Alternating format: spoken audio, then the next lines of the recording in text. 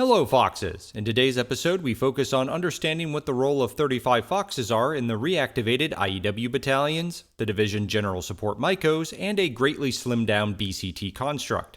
In order to do so, we interview Greg Hansel, who enlisted in the Army in 1993 as an artilleryman, a cannon crew member to be more specific, before reclassing to 96 Bravo, the predecessor to 35 Fox. While a non-commissioned officer, Greg served in the 297th MI Battalion, 524th MI Battalion in Korea, 4th Infantry Division's 104th MI Battalion, 4th Brigade 85th Active Component Reserve Component Division, the 227th Infantry Battalion in 25th Infantry Division, and CENTCOM's Combined Air Operations Center in Qatar. As a warrant officer, Greg served in the 2nd Brigade 25th Infantry Division and 513th MI Brigade supporting CENTCOM.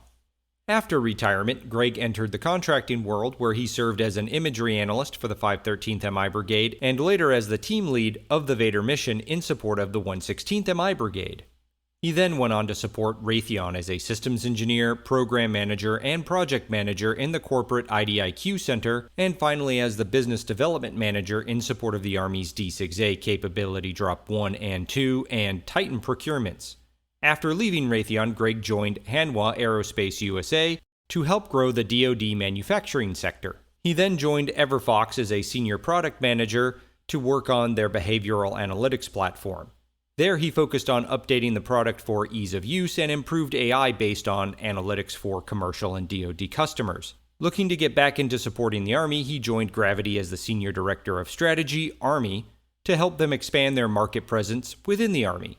He worked with the team to develop user interfaces, workflows, and data needs leveraging commercial imagery, AI-powered recognition, and large language models to identify units and force structures for the 10-cap office. Greg then went on to support companies as a consultant in the growth and capture arena until his recent hiring with Leidos as the Senior Capture Manager in support of NRO. Throughout his 30-plus years in support of defense, Greg has focused on how to leverage technology to support intelligence missions, automating the IPB process, and data management across the intelligence enterprise. So with all of that as his background, this interview is naturally going to slip into the discussions of software procurement, training simulations, and human-machine interfaces. Now, before we go on to the interview, please remember the views expressed by the participants are their own and do not necessarily reflect the views and positions of the U.S. government, the Department of War, the Department of the Army, ASSIST, Leidos, or any company or organization the participants have previously been a part of. Hello, Fusionistas, and welcome to 35 Fox Talks. Today we're talking to Greg Hansel, and we're going to go back in time and look at the transition of 96 Bravo to 35 Fox, the MI battalions and MI brigades that existed in the 90s, the transition that we went through with digitization and then the global war on terror. And we're looking back in time because everything about the Army today is going back to the Army of the 90s and then progressing forward. So Greg's going to help us really look back in time and see why we transitioned, how we transitioned, and how we can use best practices of yesteryear today. So with that said, Greg, thank you for joining us and being here. Thank you. It's great to be here. So I want to lead off with everything that I say is my opinion, not a reflection of the company that I currently work for. I don't want to get into any sort of legal bind over what I say and trademarks and all that kind of good things. But yeah, it's great to be here. I can't wait to get into it. That's a good reminder. I'll put the disclaimer on the intro when I record that. But that being said, what was the role of 96 Bravos, now 35 Foxes, and what was the force structure of intelligence in the divisions before the global war on terror and brigade combat team modularity construct? Wow, you're gonna make me reach back into the time machine and see if I can remember all that. No, so when we started out, 96 Bravos were actually order of battle analysts, right? So the main focus was on a Cold War engagement, a near-peer threat or force on force, whatever wording you want to use nowadays. And so your main mission was to find, fix, and ultimately finish the enemy, right? So how did you do that? You had all these manuals that told you what the force structure of your enemy looked like, whether it was Russia, China, North Korea, whatever it was, you had their force structure. You understood what that looked like. Um, Old school indications and warnings. So every unit has a unique piece of equipment or signature, whether it's a call sign or an emitter, something of that nature that calls them out, right? Because they have 100 IFVs. Well, you don't know what it is, but there might be a call sign or a unique identification marking or something, right? So you use that to identify the units, track them in the battlefield, how they maneuvered, so that you could let the commander know where the enemy was on the battlefield, and then he could adjust accordingly to that. How did units do that? So, much like the modular brigades that most people are used to, it was very similar to that, but it was a top-down structure. So you would have, because again, back then, the higher echelons could see deeper on the battlefield, right? So corps could see further than division, division could see further than brigade. We just didn't have all of the assets, intel assets were not pushed all the way down to the lowest level, right? Command and control, it was a much more structured way of maneuvering. So what you would do is you would take most maneuver units were brigade level as they still are today. So then what you would do is you would task organize your maneuver brigade based on the commander's intent. So you might do a 2 up, 1 back, or a defense in depth, or whatever that operational flow looked like. The lead brigade may get more assets. So that could mean everything from additional artillery support that would come out of the division artillery brigade. They could get additional engineering support if they were the blocking force. If they were the lead element, they may get more ISR assets, right? We didn't have, CAV was not an independent unit. CAV was a not cross-functional team, but a unit that you could separate and divvy up amongst the maneuver brigade. Same thing with ISR, right? So we had an MI battalion at the division, and within the MI battalion, each company had specific functions, right? So there was essentially an all source or an order of battle specialty. There was a SIGINT team. There was a GEOINT team. And then within that, you could cross level all of that, right? There was a lot of cross leveling, and it goes back to if analysts look at when they're going through symbology and you used to see the old plus or minus on the outside of a symbol, that's really what it was, right? You would grab pieces and parts to augment that unit in order to be successful in whatever that focus or mission was. So they might get more analytical support if they're in the rear. They might get more SIGINT support if they're leading the charge and they're looking for a specific piece of equipment out there. And so you task organized everything. It forced you to understand your own internal force structure and how best to use that force structure and apply it to the battlefield versus every brigade is its own internal managed system. So it forced you to have a much, like I said, a much broader understanding of not only the enemy force structure, but your own force structure and what you needed to be successful. When the commander said, well, I'm going to go and we're going to go and be the offensive force for the division. We're going to, lead with 1st Brigade, 2nd Brigade's going to block on the right. And then 3rd Brigade's in reserve.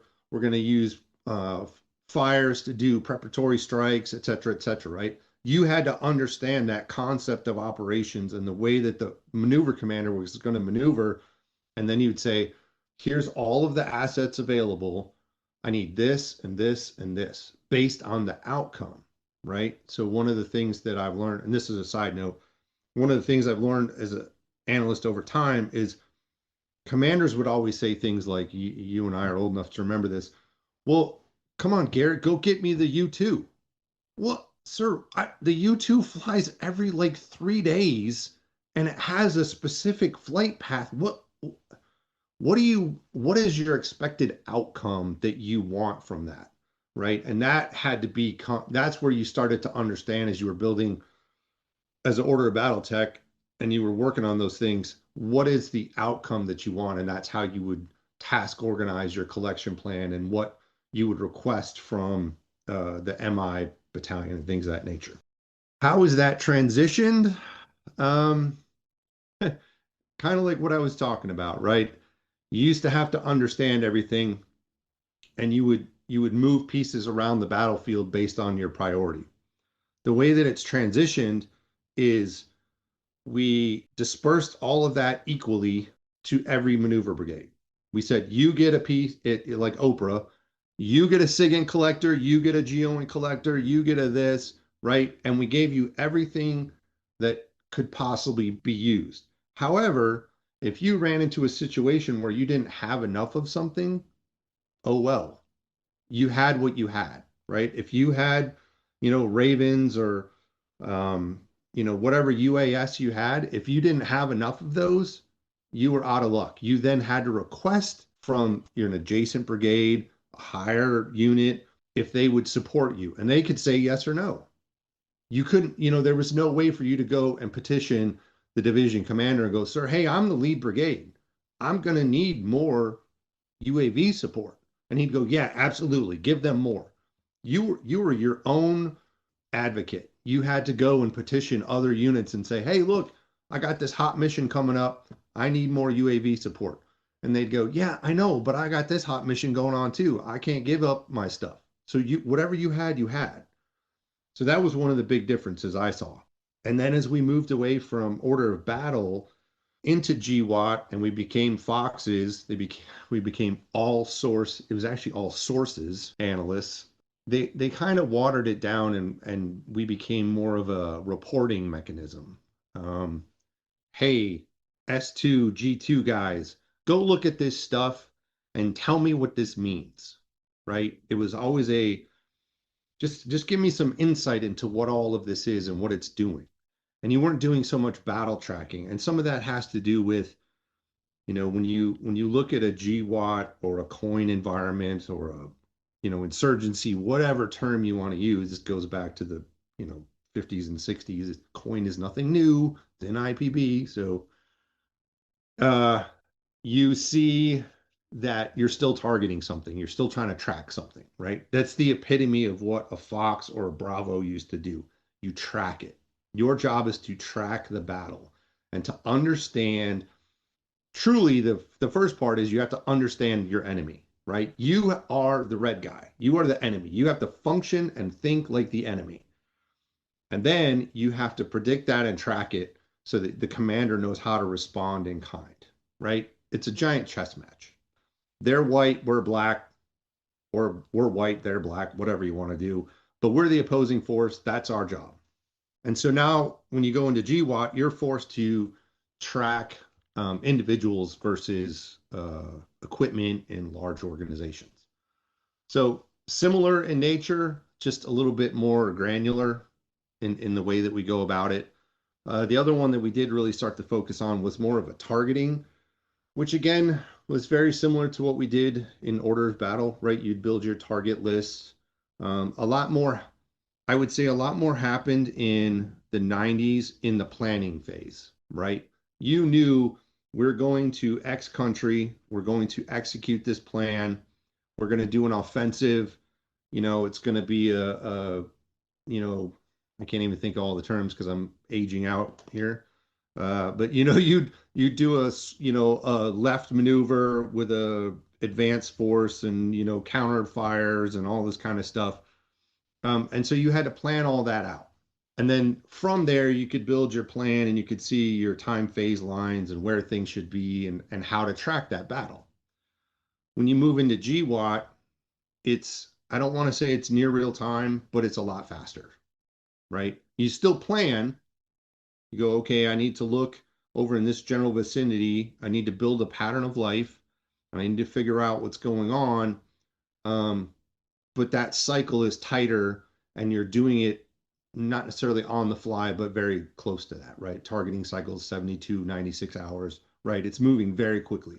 And then it resets all the time, right? You go and you prosecute a single target, you roll up X individuals, and you can either move on from that from the SSE that you acquire, um, sensitive site exploitation, for those of you who don't know that.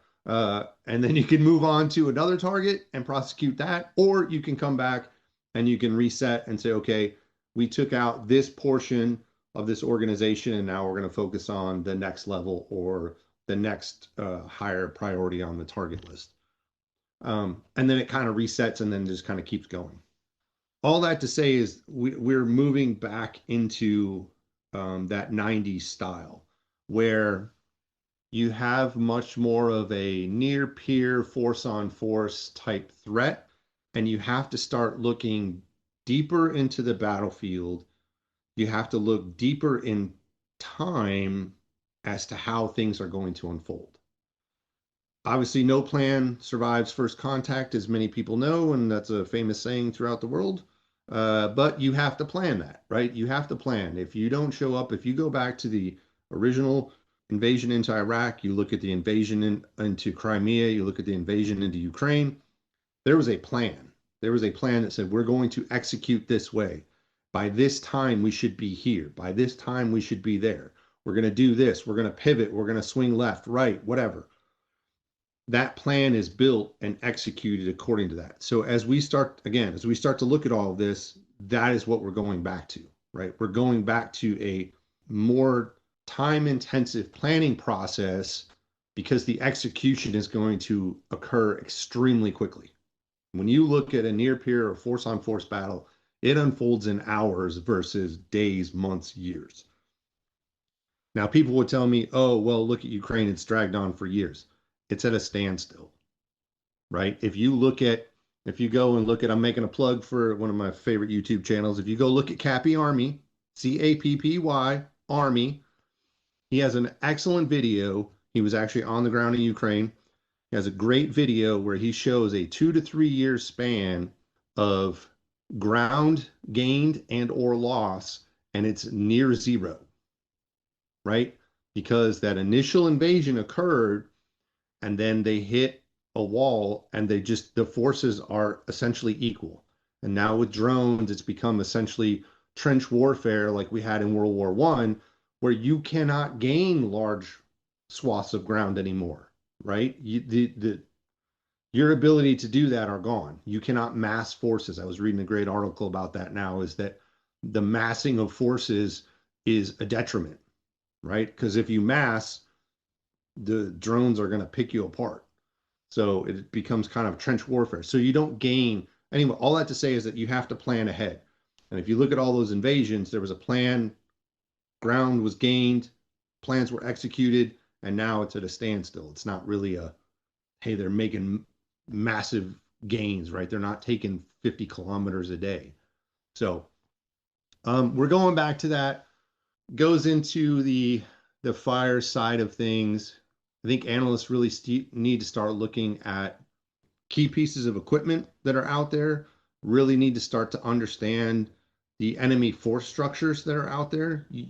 It's no longer targeting individuals. You can't say, well, we got to go get Colonel so-and-so and General Rassafras. That's not going to work, right? You have to take out the flat face radar. You need to take out the fuel depot that powers their surface to surface missiles, right? You have to start looking at old school indications and warnings. You have to start planning D-Day, D+1, 2, 3 hourly, where you should be, what you expect, and what does the commander expect to have at certain points. What is the enemy going to respond with at those certain time phases, right? As the commander says, hey, at D+5, I should be 10 kilometers in. I should have secured this area and this hilltop. As the enemy, I say, I'm not giving up that hilltop. I want it. So I'm going to execute with precision fires. I'm going to block you with this. I'm going to do different things, jam, right? And then the friendly commander has to say, okay, well, I would execute with such, and you go back and forth. That is where an analyst really needs to understand. They need to become proficient in tactics, right? They need to go back and look at some of the old, I believe they're on some of the websites, but look up the old Russian doctrine tactics, There's several FMs that we used to have. They're great. They have all the order of battle. I know we always say, oh, the Russians are gone. They don't exist. The US is on. Okay, listen. Everybody in the world uses Russian doctrine except for us. And China uses a hybrid, and so does North Korea. But for the most part, most people follow Russian doctrine. Why? Because who supplied all the arms to most countries? The Russians. So, and I make generalizations. I'm an old man. Um, so you have to look at those things. You got to go back. You got to look at Russian doctrine, Russian equipment. You need to understand that equipment. And then you need to look at the force structure and say, okay, what is it about this motorized rifle regiment that is unique? Because I can't track BMPs and BTRs. There's too many of them on the battlefield. None of them look different than the other one, right? What is the thing that's in there? Is there a command one? Is the force structure set up in such a way that if I see 5 BMPs and 2 BTRs, and then over, a half a kilometer, half a kilometer to the east, I see another grouping, but behind that, I see like 2 sitting by themselves. Well, that's probably the command headquarters. So maybe I should target that versus all of the roaming, vehicles on the battlefield. So you got to look at those things, your force structure, your indications and warnings. What are those things? What are the key pieces of equipment? You also have to start to understand U.S. doctrine, right? You really need to become a student of how does the U.S. employ forces to execute on a target, and not just, hey, I'm in an infantry battalion and we're just going to go and move into contact and all that kind of stuff. Not the battalion. What's the brigade? What's the division doing? Right? What's the division's end state? How are they going to do it? If you're in a light infantry brigade, that's very different than if you're in a mechanized unit or an armor unit, right? And more often than not, we're probably not going to send light infantry brigades in head to head like you would in Ukraine. Just wouldn't do it. There's a reason that we're called crunchies, right? You get run over by stuff. I'm a light infantry guy in heart, so I love light infantry, but I know when I go up against an armored vehicle, I'm not going to win. Just the way it is. So you got to look at those things, but you have to become a student of both sides of tactics. And so you have to understand what it is that the U.S. forces commander's end state is. And then you have to understand, as the enemy commander, how do I prevent that from happening? What am I going to use following my doctrine? How am I going to use that to stop me? Because what we have to remember is while asymmetric warfare still applies in many of these environments, it is not the primary means anymore, right? If we're training to fight a China or a Russia or, you name, well, that's about it. Maybe North Korea. There's not too many other full-blown armies that we're getting ready to go head-to-head with. But if you look at that, they have a way that they fight, and you need to understand that, right? Are they going to use asymmetric? Sure they are. They're going to use disruptive tactics. That's what special forces are for, and Rangers. And I mean, that's what we use them for, right? Disruptive tactics and securing key infrastructure. But you have to understand that. And if you don't understand that, you can't predict what you need to target, right? And once you start to find those, you start to highlight those pieces of equipment, it's no different than highlighting someone in a link analysis chart from GWAT, right? You find the key things. You don't go after the pipe swingers in a GWAT scenario, right? You go 2-3 levels up and you go, okay, this person is in charge of this cell. If I take him out, that cell is ineffective for at least 6 to 8 months. If I go another level up, I take out the senior person, I now disrupt funding, I disrupt leadership, I disrupt a lot more. Same applies to vehicles and equipment. If I go after a T-72, it slows them down for what? 10 minutes? If I go after command and control, it slows them down for 24 hours. And these are made up times, don't take my word for it.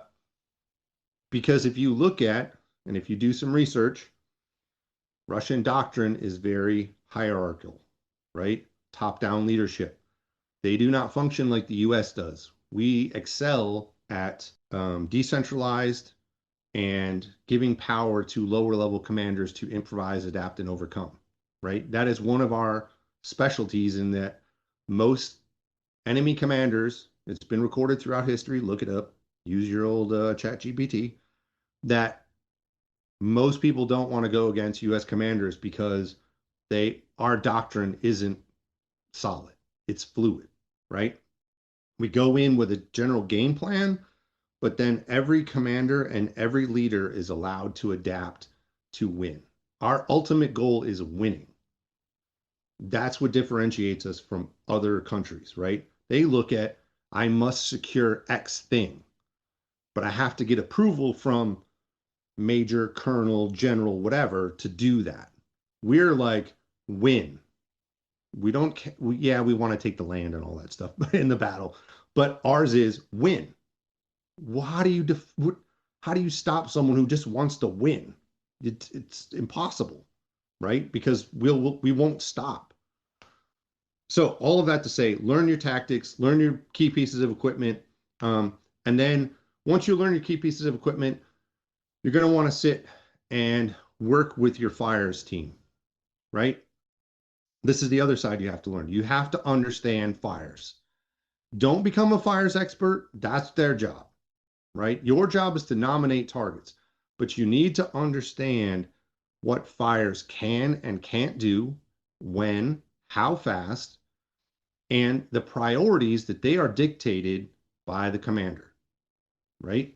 The one thing we can't get into is legally, intel people, our job is to nominate things. We don't prosecute. That's not our job, right? There's a reason that and this is where we get into the whole words, and everyone's like all about the buzzwords, and we're going to be fast and lethal and do all these things. Okay, but there's a reason that there are rules and laws to prevent people from doing things that will get them in trouble, such as AI. AI is not allowed to prosecute targets. It can nominate targets, but it cannot prosecute a target. Why? Because there's legal rules that do it.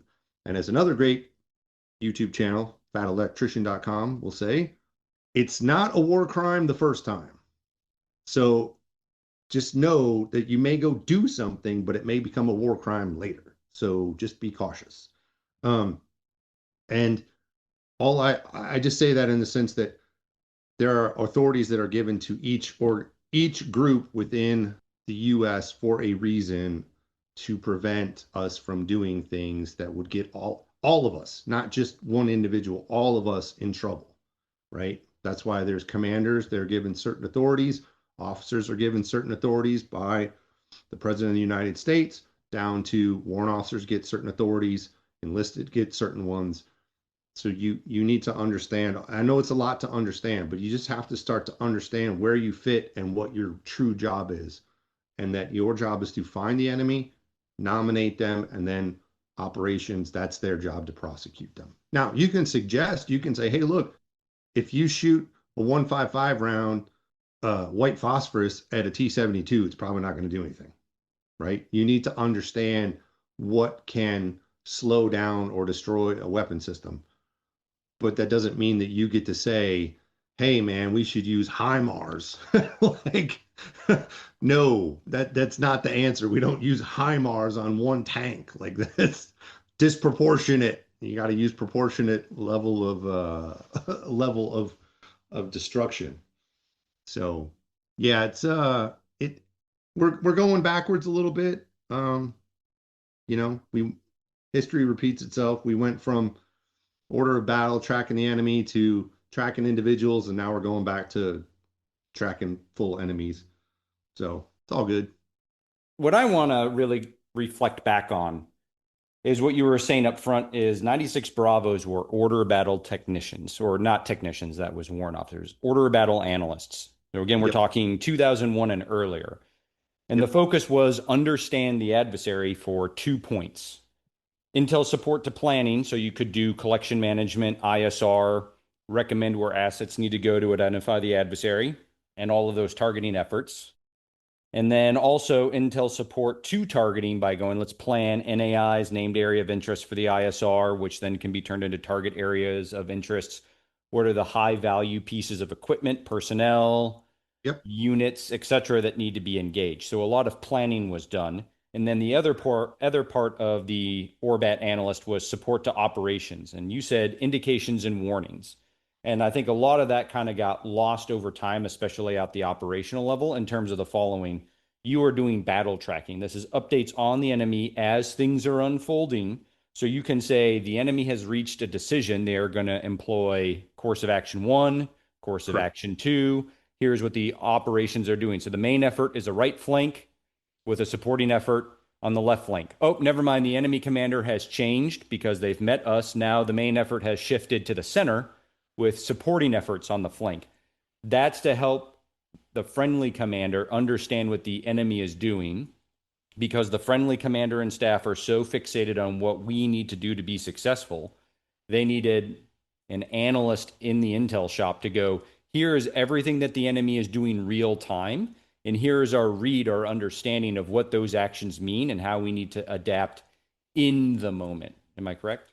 Correct. Yeah. So that was the big thing was, I mean, technology is really advancing us to where we can almost see the enemy in near real time, with all this drone coverage and satellite coverage and things of that nature. But I implore people to go back and look at the initial invasion into Ukraine. Go and look through, there's all sorts of studies and proof points and things of that nature.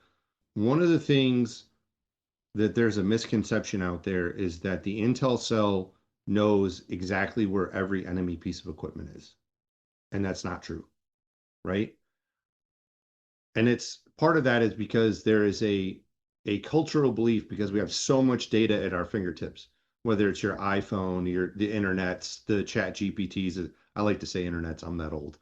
I remember when there was no internet, right? It was bulletin boards. I'm that old. Um, so we're used to this instantaneous feed of data and information. But again, if you look at the initial invasion into Ukraine from Russia, they didn't know exactly where everything was, right?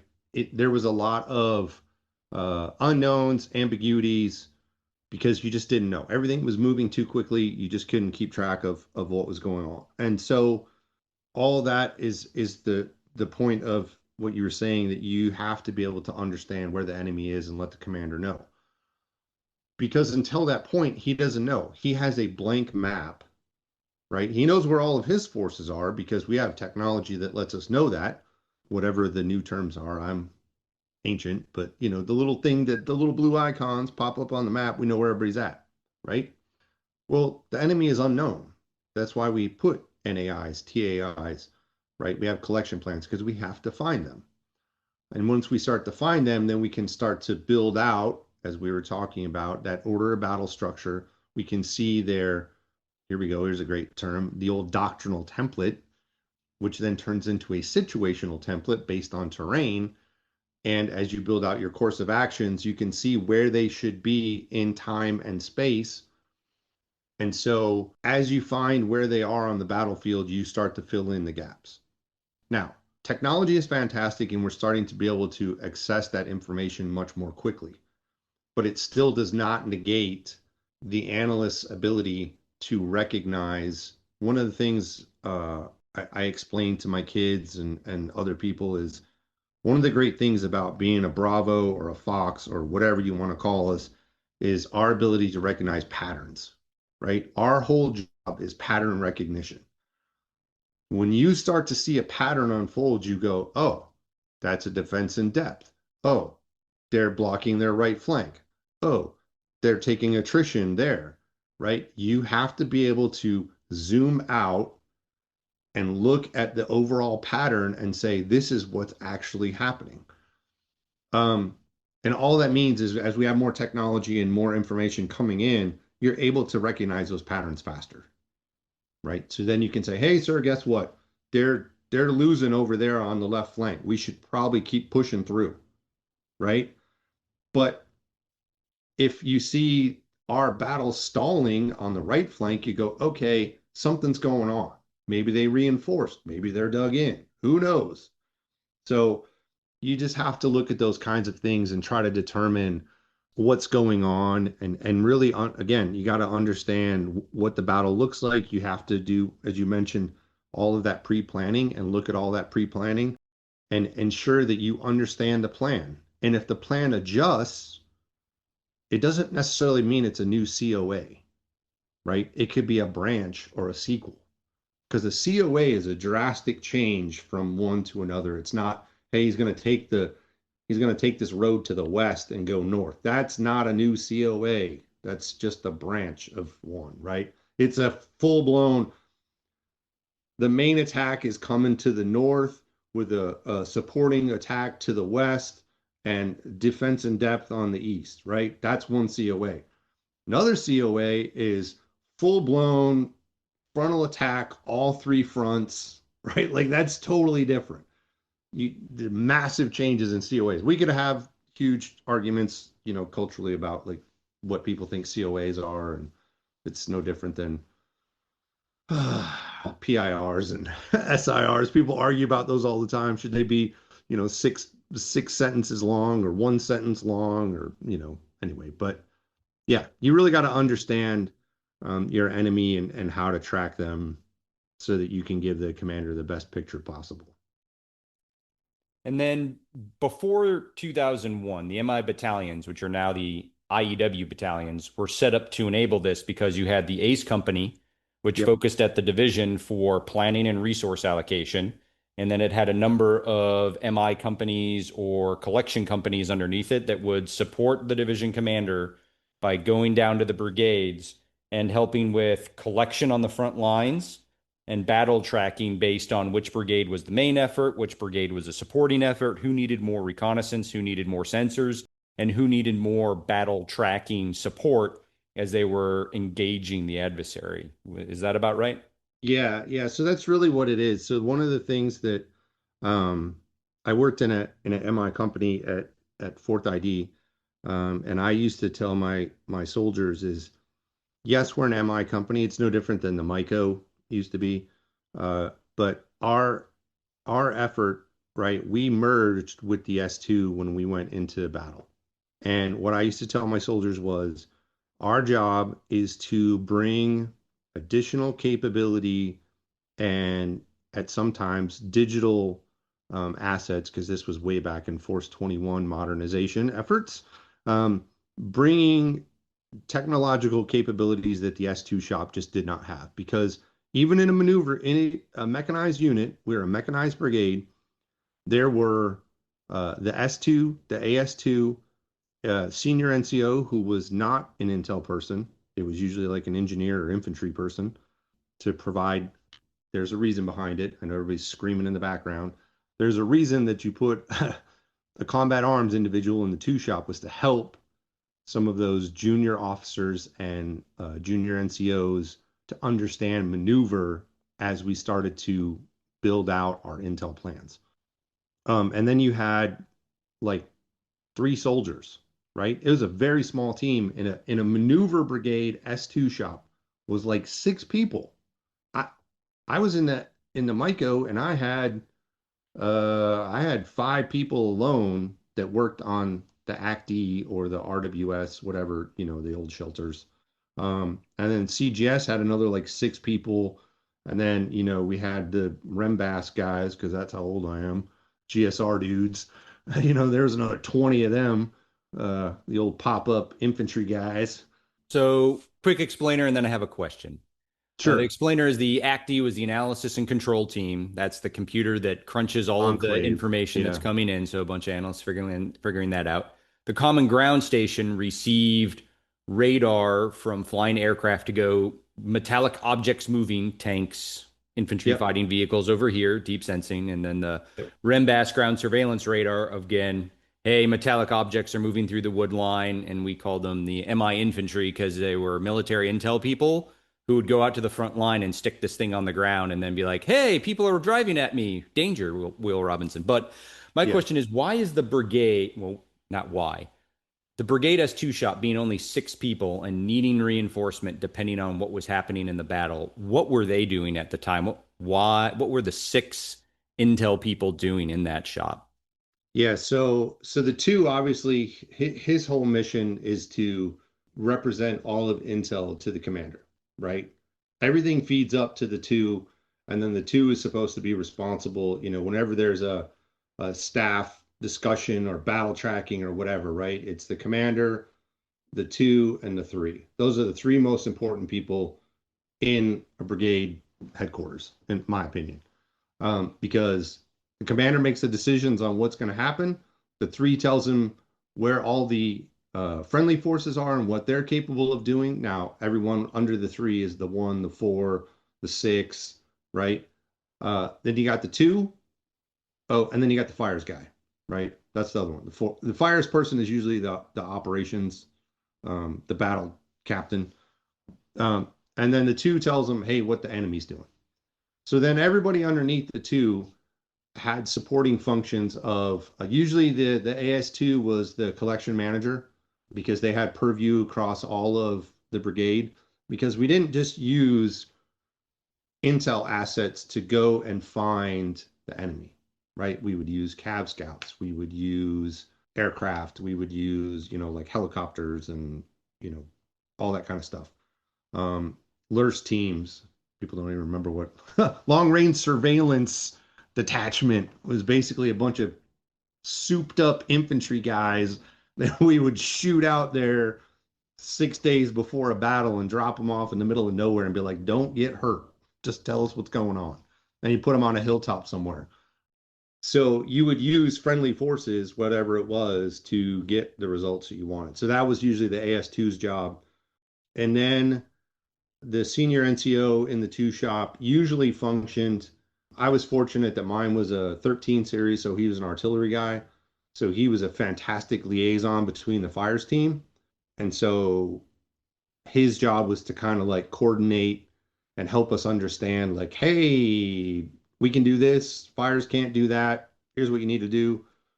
And then the soldiers, their main job was once the battle started, theirs was battle tracking, right? And there's only 3 or 4 of them because you got to remember you're running 24-hour shifts. So you got 1 or 2 on a 12-hour shift, and then you got one on guard duty or KP or whatever. Because KP is a real thing. I don't know if we still do that anymore, but in a real battlefield, someone's got to wash the dishes and someone's got to guard the perimeter and everybody's got to pitch in. So that's kind of what it was. Now, our job when we came in was, again, like you said, the MI battalions based on what the priority of, main effort, secondary effort, what their need was. That's where the MI companies would task organize and push those assets down to that two shop to help them be successful. And my thing has always been, and I would always work really, I was only E6 back then. I wasn't like some, warrant officer or lieutenant or something like that. I was a lowly enlisted guy. And I would go and schedule meetings with the two, the major, and I'd say, sir, I am your digital arm. What do you want from me? And we would sit down and war game what I could do.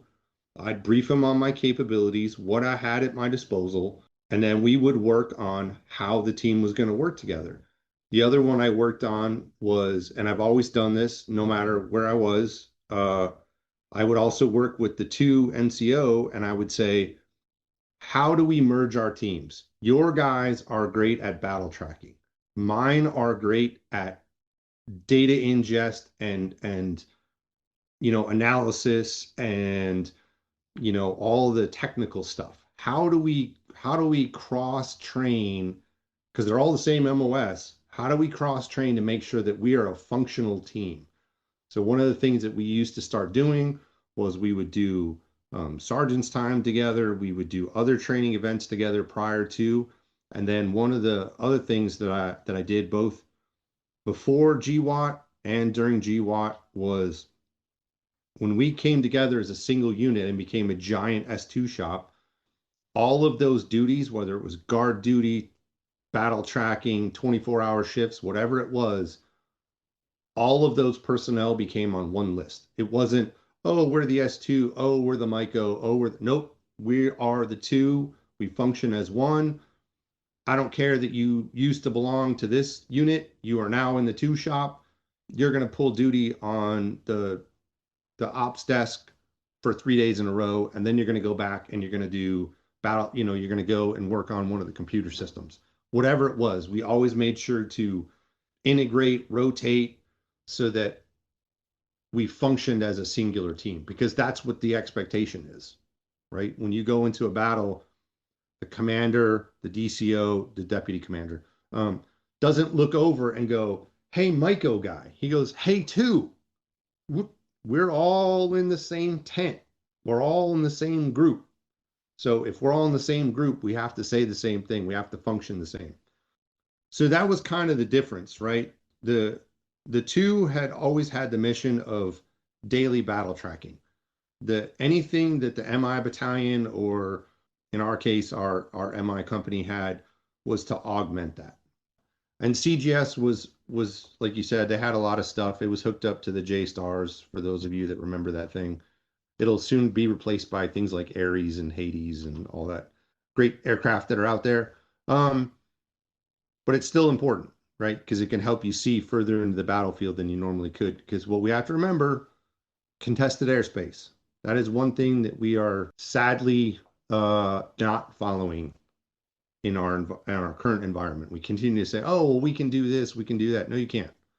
If you go and fight, now Russia's not a great example because they got their butts kicked and they're not doing a lot of air power.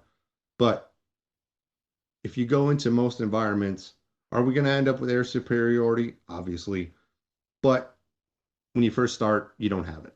So you can't send, it doesn't matter what it is, you can't send, an Ares or a Hades or these commercial jets or anything into a contested airspace.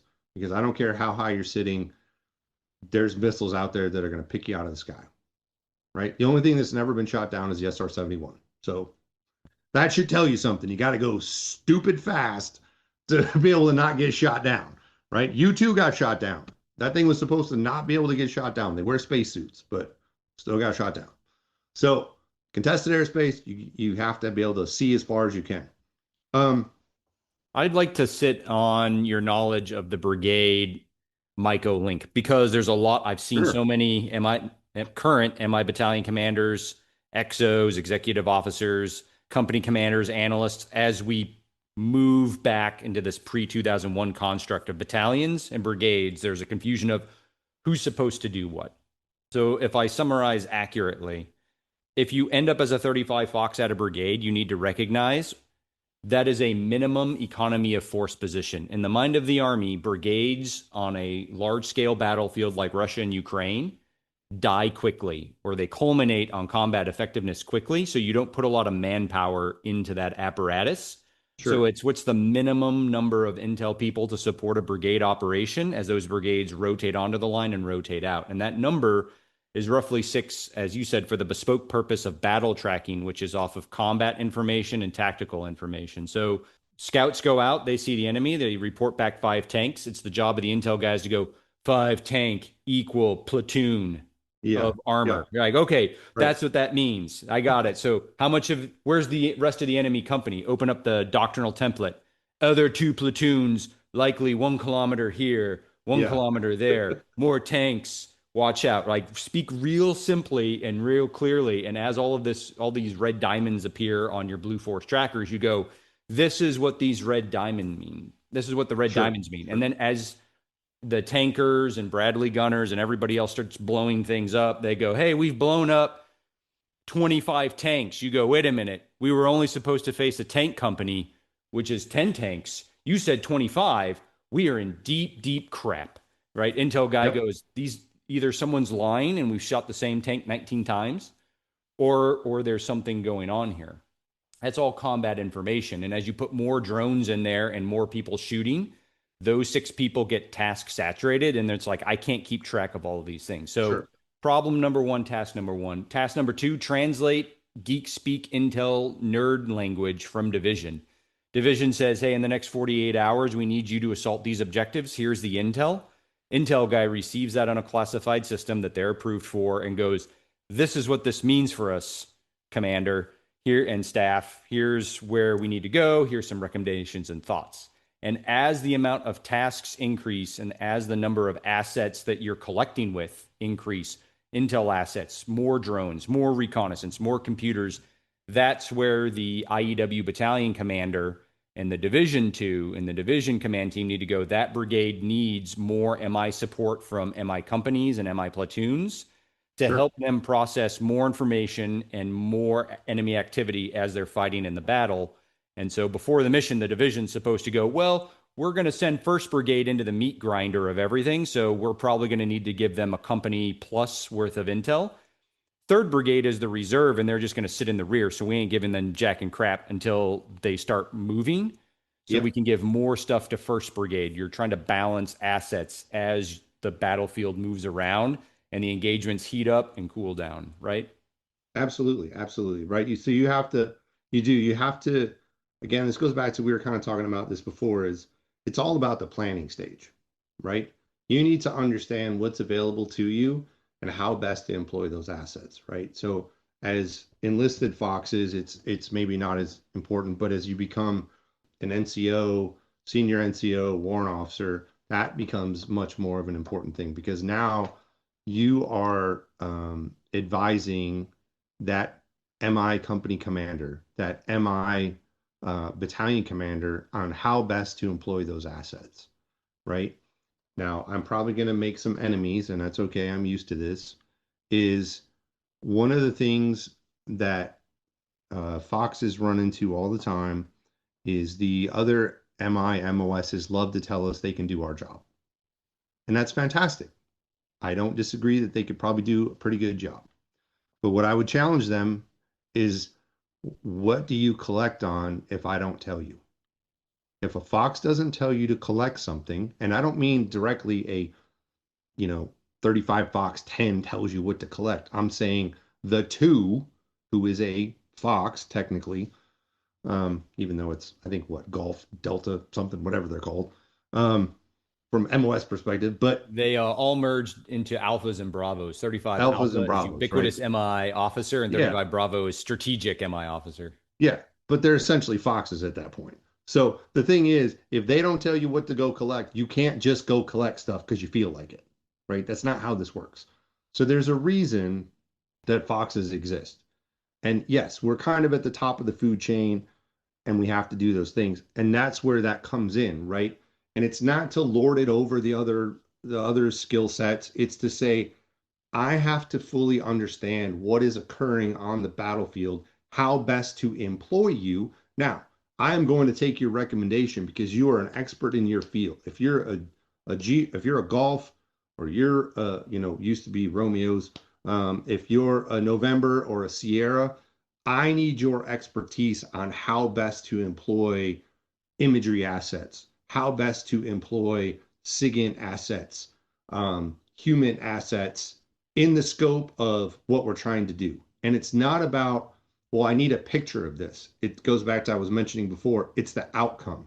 What is the outcome? If I'm trying to confirm or deny, I don't necessarily need a picture to confirm or deny if something's there. I can get away with a signal. I can get away with, a ground surveillance team, or a LURS detachment, or a CAV or something that says, hey, I'm sitting on this hilltop and I don't see anything. I don't see something, it's still a response, right? A lot of people say, well, they're not there. Well, that's good. That means they're not there. They're somewhere else. So that means that confirms another COA or option, or they're diverting, right? So then you have to adjust obviously you should have enough NAIs to cover some of those options.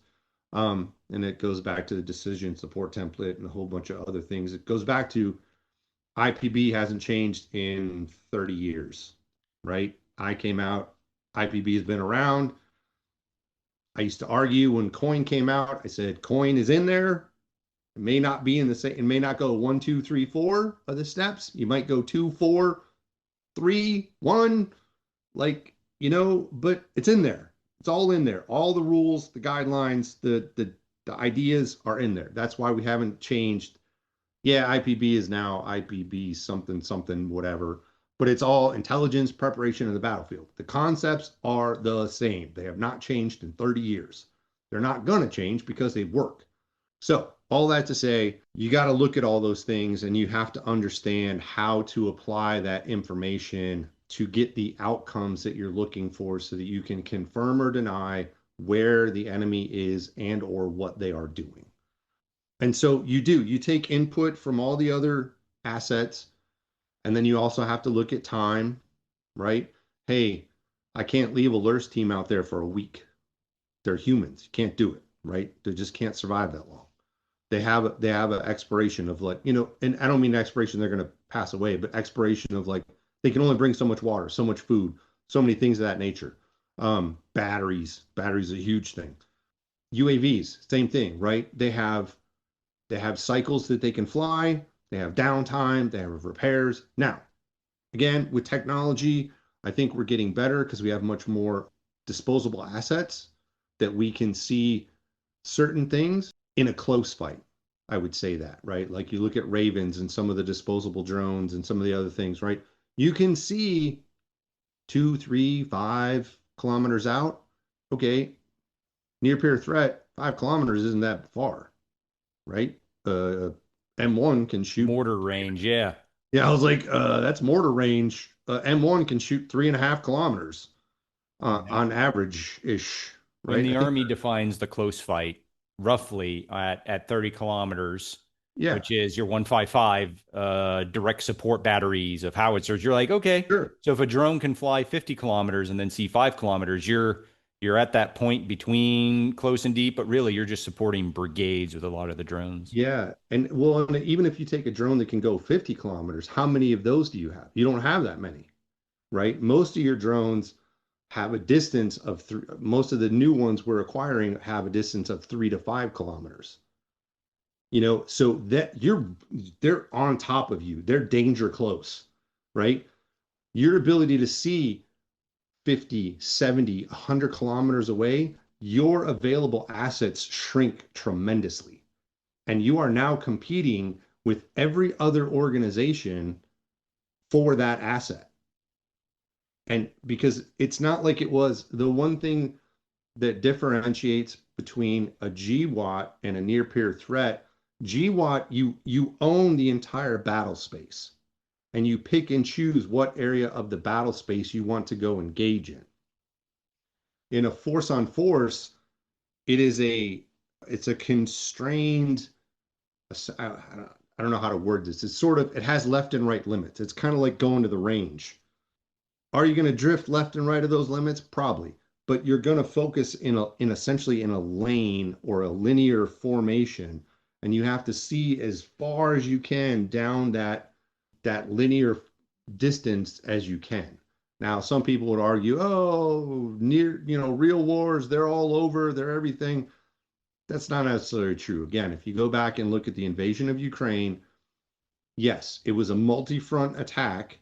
However, each one of those attacks had left and right limits and was very narrowly focused. So you could pick your left and right limits and go, I got to see all the way 300 kilometers from this point to this point with a 50 wide 50 kilometer wide distance, right? That was kind of your focus. Now, when you go higher and higher, obviously the battlefield gets bigger and bigger and bigger. But usually at the brigade and division level, it has left and right limits and it's narrowly focused. So you have to think about that, right? And then when you start to look at assets, what do you have? What can see that far? How many of those do we have? How often can I get that? What's the revisit rate? All that kind of stuff. So that's again, we keep going back to the whole point of you really have to understand and do your research ahead of time and get involved in the planning process. Because if you're not involved in the planning process, when the battle starts to unfold, you will not be able to keep up. You will always be a step behind. Know the enemy and know yourself. That's the job of the Fox. You got to know Yeah. all about operations. Yep. You're like an ops Yep. planner in the intel section. But I have this burning question now because we know what the Brigade S2 does. We know what the MICO analysts do and the ACE company analysts do. What did an MI battalion, now an IEW battalion command team do? Because now there's this O5 thing just Yeah. kind of flapping out there, it seems. So yeah, so one of the things that they would do is they would go up, right? So all of their assets would get deployed down into the brigades to augment the brigades based on their needs. That command structure would go up and augment the division too. So now their job was to be help the division to understand the assets they had available across the division to meet the division commander's goals and objectives, and then how to best employ those. And then they would make those recommendations as a O5 and say, because the G2 is usually a lieutenant colonel or colonel, he'd go to him and go, hey, sir, I got five CGSs. We could put, two over there. Hey, we'll put a couple of the collection units over here. We can do this. And they help in their planning phase to help determine what that task organization should look like. Because what this goes back to is, again, in GWAT, the brigade commander had control of everything. So he knew all of the assets that he had available to him. You didn't have to be an expert in your skill set, right? You didn't have to be an expert air defense person. You didn't have to be an expert in intel. You didn't have to be an expert in engineering because we're all there. And the brigade commander would just go, "Hey, engineer, what can you do?" "Oh, I can go dig a trench and give you some stuff," right? Now, when you go back to a near peer threat, you don't necessarily create silos, but you create centers of excellence that you can rearrange, as you mentioned, on the battlefield to execute properly.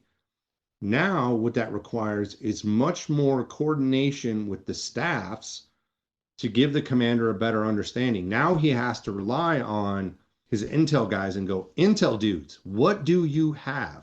I got to get this done. What do you have?" So now, as an intel person, you have to know your equipment and your capabilities and go, "Sir, in order to get this done, you're going to want to do this. And oh, by the way, I got connections to the Air Force and we're going to get, this flyover and this access and these other things," right? Same thing with engineers. He looks at the engineers and he goes, "Hey, look, I know you got a ton of stuff. I'm getting ready to do this." And they go, "Sir, no problem. We're going to bring in dozers. We're going to build tank traps. We're going to do this. Da, da, da, da." So when we used to go through those combined arms rehearsals, the commander didn't have to he didn't have to know.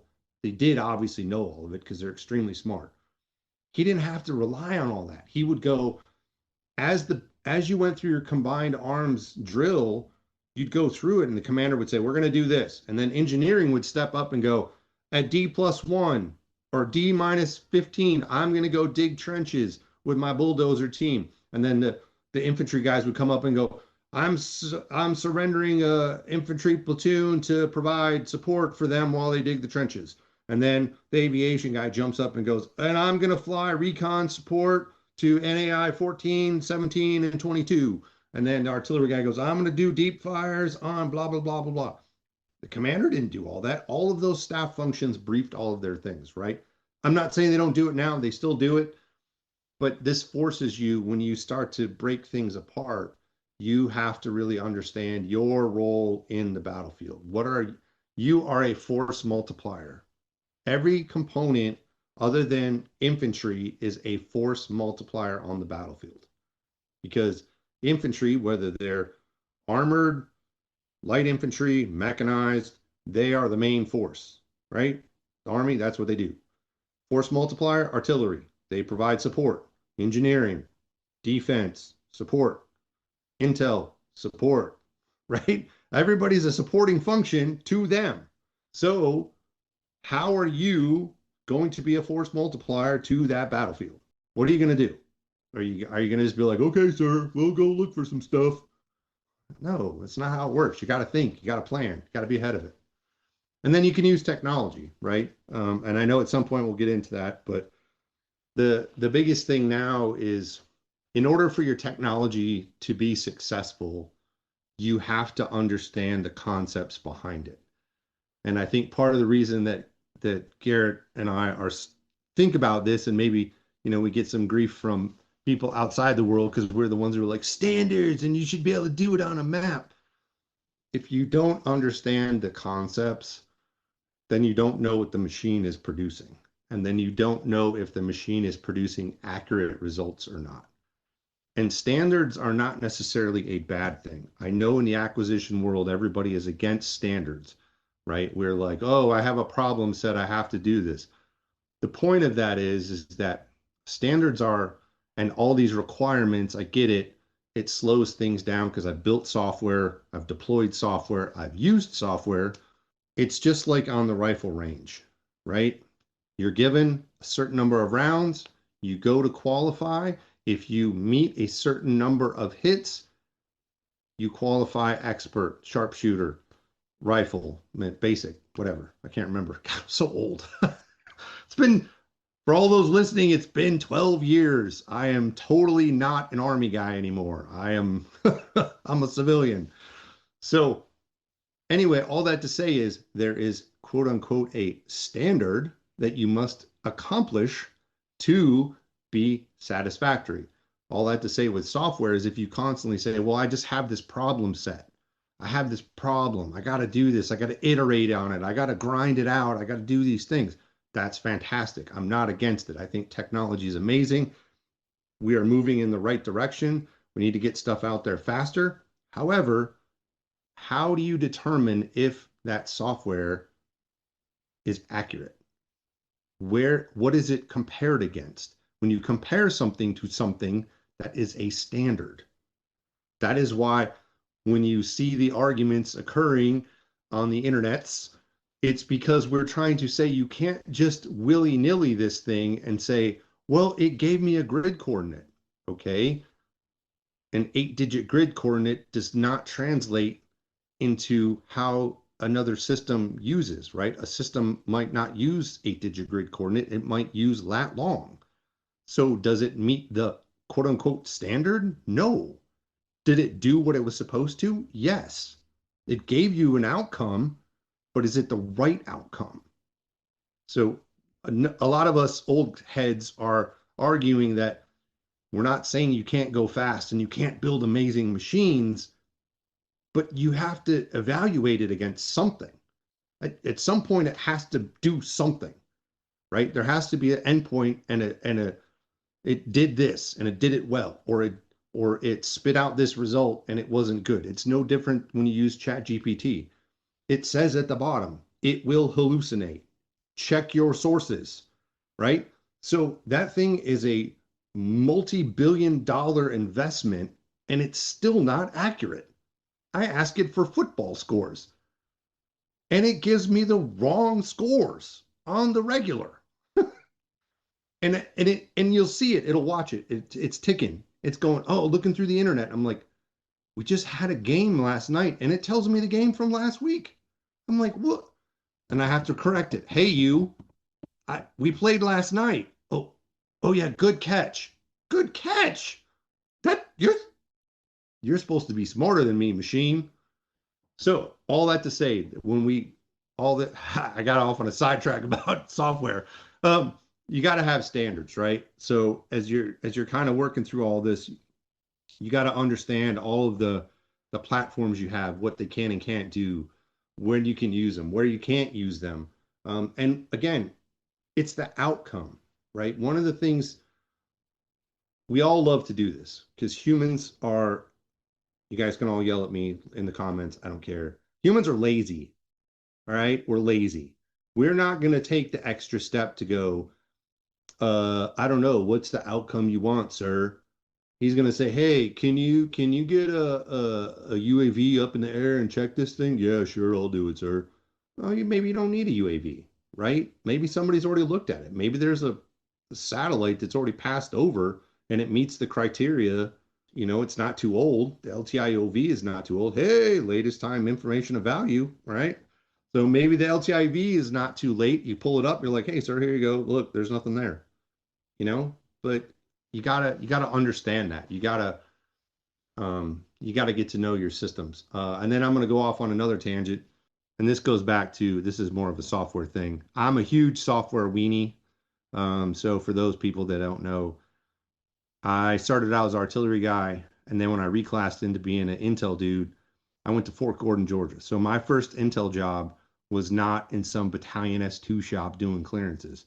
I was doing real world battle tracking of Iraq, Iran, and Kuwait during the no drive, no fly zone of 96 to 2000, right? So, and if you want to question me, I went to Kobar Towers 6 months after it happened. So I was there. I'm not one of those guys who's like, oh, this is real world battle tracking. So I quickly learned how important technology was. Then I was in a Force 21 unit.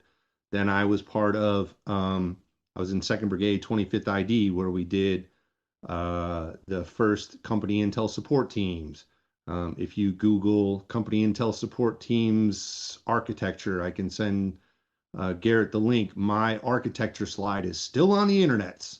Um, and this isn't me bragging. I'm just saying I've been around all this, right? I started on ASAS. I went to RWS. I did GIOC. I did DSIGs.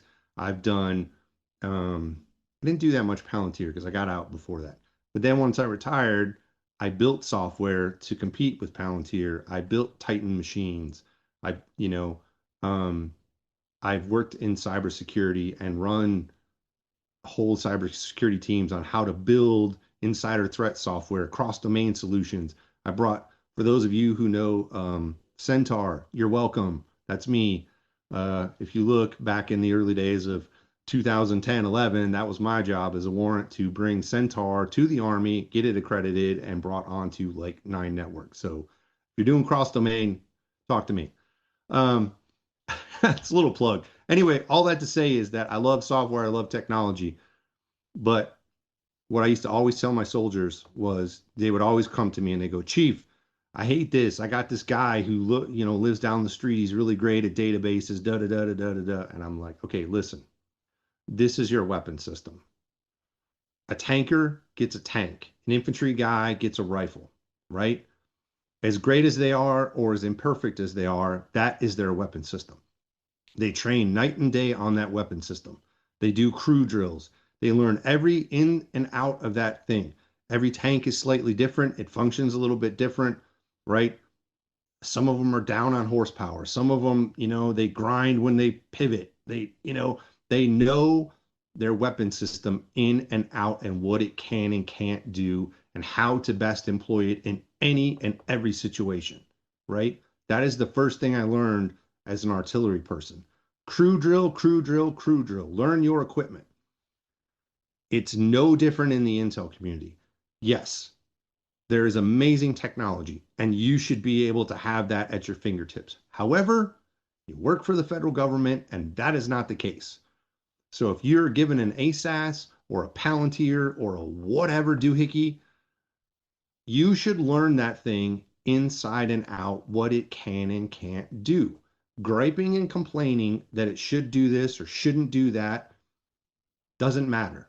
That is your weapon system. You should be able to execute with that thing at any given point. The other thing I would go back to, that one thing I feel like the Army has failed to do over multiple years is they do not treat Foxes or Bravos as a low density MOS. They acknowledge that we are, but we are not treated the same. If you look at the 1 and the 4 as a great example, on any given time during the week, the 1 and the 4 are allowed to shut down for certain hours outside of sergeant's time to train on low density MOS skills. The 2 is not allowed to do that. I have never been in a unit that said, hey, 2, you can shut your doors on a Tuesday afternoon to do MOS training. Doesn't happen. Doesn't happen. If it does, put it in the comments, let us know, and we'll refute it. We will argue with you effectively. No.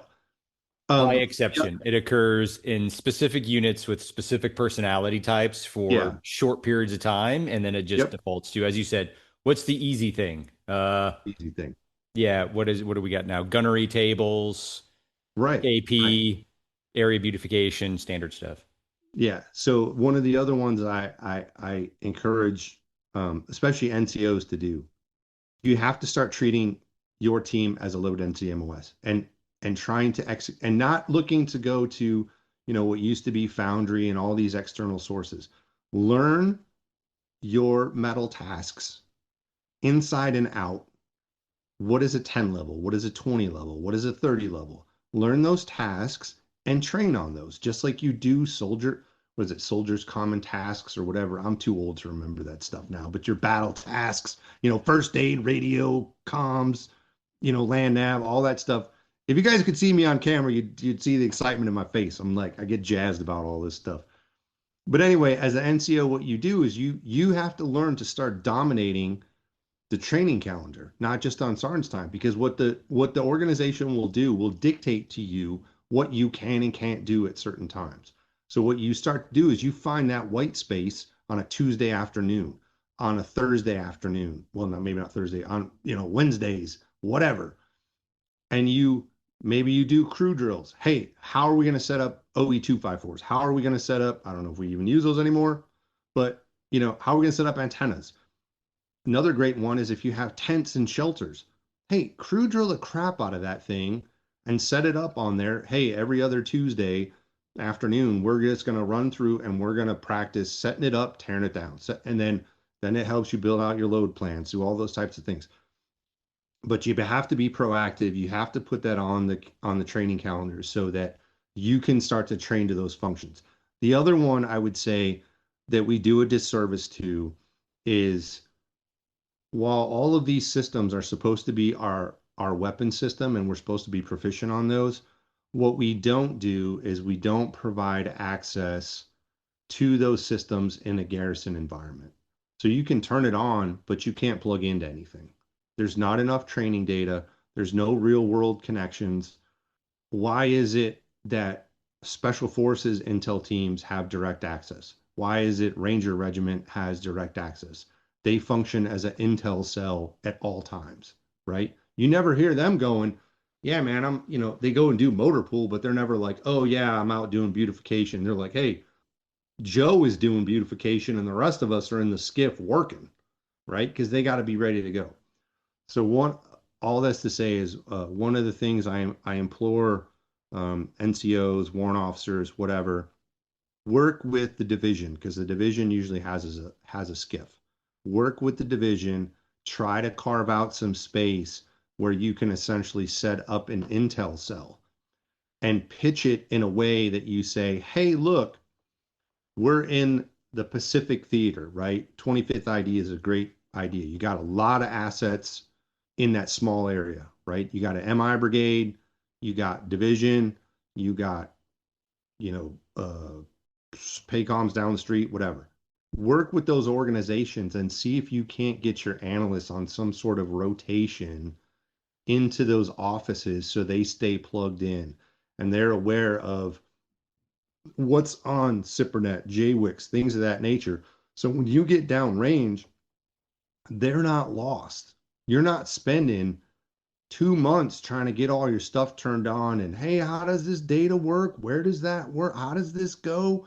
Wait, Chief, I don't understand what this MILPER message means. What am I supposed to do with this? What's MIDB? Like you got to start to work some of that. Now, you may not get everybody, right? You could have a 6-person crew. You might get 1 or 2. They may give you 1 slot and they might be like, hey, you can come on Thursdays from 1 to 4. Oh, sorry, 13 to 1600. You can come for that period of time, whatever it is, work that in, try to get that in there. That was one that I advocated for a lot, was trying to get the analysts, even the CGS team, right? We worked hard, me and the CGS squad leader and our platoon sergeant, we worked really hard to get training data. We would call Fort Huachuca, whatever we needed to do, even if it was the same data over and over and over, but we would have that data available. So when they set up the system, then when they actually turned it on, there was something there, right? They could run through it. So it takes work. It takes time. It's a lot of hard work. And I wish the Army would do better at providing those resources. But all that to say is you can do it, right? You really got to dig into that. You got to get access into those classified environments, because then your weapon system is no big deal, right? You turn on your DSIGs, you're like, oh yeah, I've seen this before. Before Excuse me. scything into models and sims and the whole simulation environment and software, we're talking about training. Are we setting ourselves up for a failure in the following thought process? Let me do the setup. You lived the force on force to counterinsurgency, counterterrorism fight. And the Army went through 96 Bravo to 35 Fox, you said, refocused the MOS on what it's supposed to do away from order of battle to other things, issued new software, spoke about new concepts, took all the military intelligence formations out of the division. Every brigade got one because the brigades had to contend with all of this stuff, started to apply JSOC models, etc. As the Army, the larger Army, goes back to MI battalions, force on force, are we leaving 35 Foxes open to being beat up if we have to do a hybrid or a coin style fight because we're not training them and we're going back to this organization that we had to peel away from in 2003? Is this a bad setup for us? Was there that much of a culture shock to the all source world in 2001 to 2003 when you had to live that life in 25th? So yes and no. One of the benefits that we had was there were several of us that were senior enough to understand the transition. And then the great thing was is junior analysts didn't know any better.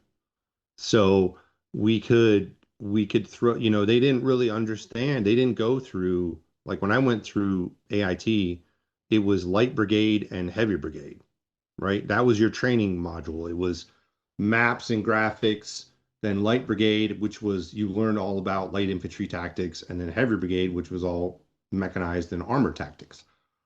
That's not, they didn't go through that. So it was very easy to put them in a coin type environment where we'd say, well, hey, go track this person, and they understood pattern of life. I think it is much harder to go the other direction. I think it is extremely difficult to go from doing a GWAT police force FBI model where you build these cases and you say, well, what is the evidence? How do I, could I take this person to court and prosecute them? Is there enough evidence to do that? Is there enough evidence to warrant a 12-person infantry team to go and kill capture this individual, right? Taking that model and trying to go the other direction to a near peer threat is much harder, because as we've been talking about for the last bit is the amount of information and things that you need to memorize is much higher than it is in a near peer threat, or not in a near peer threat, in a GWAT environment, right? So when you're trying to track an individual, what tactics do you have to memorize? You don't, right? You have pattern of life. You just build you think like a human. You're like, okay, what's this guy going to do? Where's he going to go? How's it going to work? When you move backwards into a near peer threat, it's like going from checkers to chess. Certain things can only move certain ways on the battlefield, right? Checkers, you can do what you want. You can kind of move however you want, and it's pretty simple. Chess, hey, pawn can only do this. Queen can move all over the battlefield, right? Rook can only do certain things.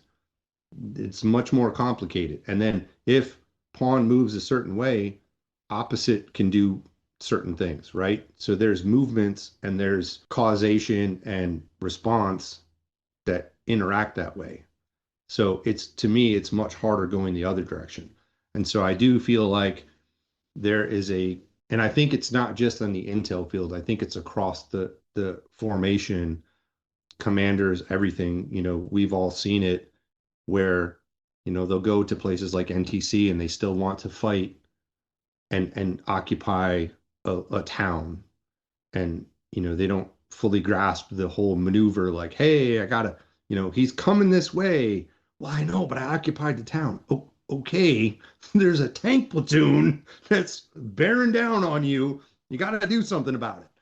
So um, I saw this right before I retired that there was a lot of not necessarily pushback, but there was a training gap. That there was there was a group of us that understood it, but that knowledge base has since left the military. There are a lot of senior leaders that had gone through it, but I think the 20 plus years of GWAT has potentially watered that down. And so the training that, as I understand it, the analysts are getting now is not near tactically focused on tactics and battlefields tracking and order of battle that they would need to be successful. And then the other side of that is I would say that there's an overabundance on reliance on technology, which again, I am the first one to be like, I love technology and I can't wait to use it. But if you don't, again, if you don't understand what's going on, then how do you know if the technology is providing you the outcomes that you need? It's hard to make a Titan function effectively if you don't know how to look deep in the battlefield and plan a deep fight. If you don't understand that concept, then you just have a giant sensor that just looks deep. It doesn't make any sense to me. Yeah, I would definitely say I think there's probably some training shortfalls. And tactics is not something you can wake up and learn. It's not. It takes time, takes a lot of work. There's a lot of manuals. It's boring, it's dry, it's super dry. But there's good stuff out there. There's things out there. There used to be some games. Wasn't there a couple games when we were coming up? It wasn't Risk. There was another like role-playing game online that was like a Oh, a oh, great that is strategy a game. huge bloody challenge. I'm trying to figure out the best order of conversation. Uh, so there's like, if you're talking about a board game, Stratego, Risk, all of this, but none of it Yeah, those are really great does games. actually Yeah. tactics, especially modern tactics or anything close. And then you can try to go online to a whole slew of online games like Iron Hearts, which is a Yeah. World War II, World War II. You can try to play Warno or DCS, But you but really have all to. of them lack an ability to replicate the complicated world of modern engagements. And a lot of them play Yeah. toward the arcade style warfare that everyone likes to play if you're a civilian. They're not really concerned with overly realistic force structures, Yeah. realistic command interfaces, planning, fire missions, weapon engagement ranges and capabilities, lines of sight. That's not their. Did I lose you? Are we good? Am I back? Nope. I'm dead. Your voice is here. My voice is here, but my camera, I Oh well. bumped the cables and everything went dead. Ugh, there we go. There we go. We're back. Yeah, and I know there's not, there's some games that are great. One of the things I would tell people is to look at you always want to stay away from first person shooter games because those aren't real. I mean, I shouldn't say they're not realistic. They don't provide you the level of things that you're looking for. You want to look like you said, like at the risks and the things that are going to give you that higher structure level to kind of give you ideas and stuff. But anyway, all that to say is tactics are boring. There's not a ton of information out there on how to teach you tactics. You just got to learn it and you just got to mess with it. Um, but yeah, Yeah, what if I you don't learn them, then it's difficult to not know it's difficult to know what is happening. So to reflect back on counterinsurgency, asymmetric warfare tactics, and everything else, where I agree with you is force on force, modern warfare is harder because it's not intuitive to the human mind. The human mind understands criminal activity, nefarious things. Hey, I'm going to sneak up on someone and blow things up. You kind of intuitively go there. And I also believe we're not being set up by going back to MI battalions and the large army focusing on what it's focusing, because I reflect back, it used to be called military operations other than war. And where I'm trying to go with this is the Army always taught a full spectrum of warfare. You have offense, you have defense, you have irregular warfare, special purpose forces, and military operations other than war. but analysts don't have the time, as you were saying earlier in training, to learn all of it. So the Army wants you to know all of it, but if you're only in the MI force enlisted for 3, maybe 6 years, there's no way you can be competent in any of it. And that's where I believe we're trying to offset this inability to hold on to people, to retain them, train them, and get them competent in all the spectrum. We're just going to the software. Well, software will help PFC Schmuckadelli, who's only had 6 months to learn Lisco, and now he's going into a counterterrorism fight. He's like, technology will help. You're like, no. I mean, it'll help, but it's not going to solve the problem that everybody has to accept. War never happens like you anticipate. And really, what you need to do is adapt. The best way to work out those adaptations is, as you said, to go into a simulated environment in your training and work through those progressions and iterations, which I'm not going to lie, the intelligence and electronic warfare tactical proficiency trainer with the intelligence low overhead drive, sure, it sounds good on paper. I've never seen it execute easily and repeatedly, especially if you want to make multiple changes. Another problem that people don't understand, I found out, is that Mission Command training program and the War Sim is not built for intel. It's built to have operations guys just kind of go through some big movements and get the staff to learn how to talk. Now, why is this bad for intel? Nothing is realistic, and I never, as an intel guy, I have never freaking seen what the enemy did. I never got to see how the enemy moved, how we engaged the enemy, and why the enemy changed. I never get to learn why the world-class OP4 did the things it did to make my intel analysis any better. I never get a Madden style, let's go back. It's a Tuesday. We're going to Monday morning quarterback the crap out of every game. I never get to do that as an intel jabroni. I don't have a sim that I can go to. I don't have a thing that you can take a Fox to. I'll say if you go, what we're about to do on 35 Fox Talks is Armor Brigade 2 allows you to go brigade and below through those tactical movements and identifying the adversary and all of these weapons engagements requirements and line of sight things. So you can get close, but you can never get on it. But what I like is you can rinse, repeat the same scenario over and over with a different flavor slightly and go, oh, I understand now. If I move this asset over here, I see better. If we do this type of engagement over there, it works better. If you employ mines with concertina wire over here, it's a lot better. And it allows you to have a 1990 US versus, or excuse me, NATO versus USSR gameplay. So you can actually go through these Russian tactics with Russian equipment.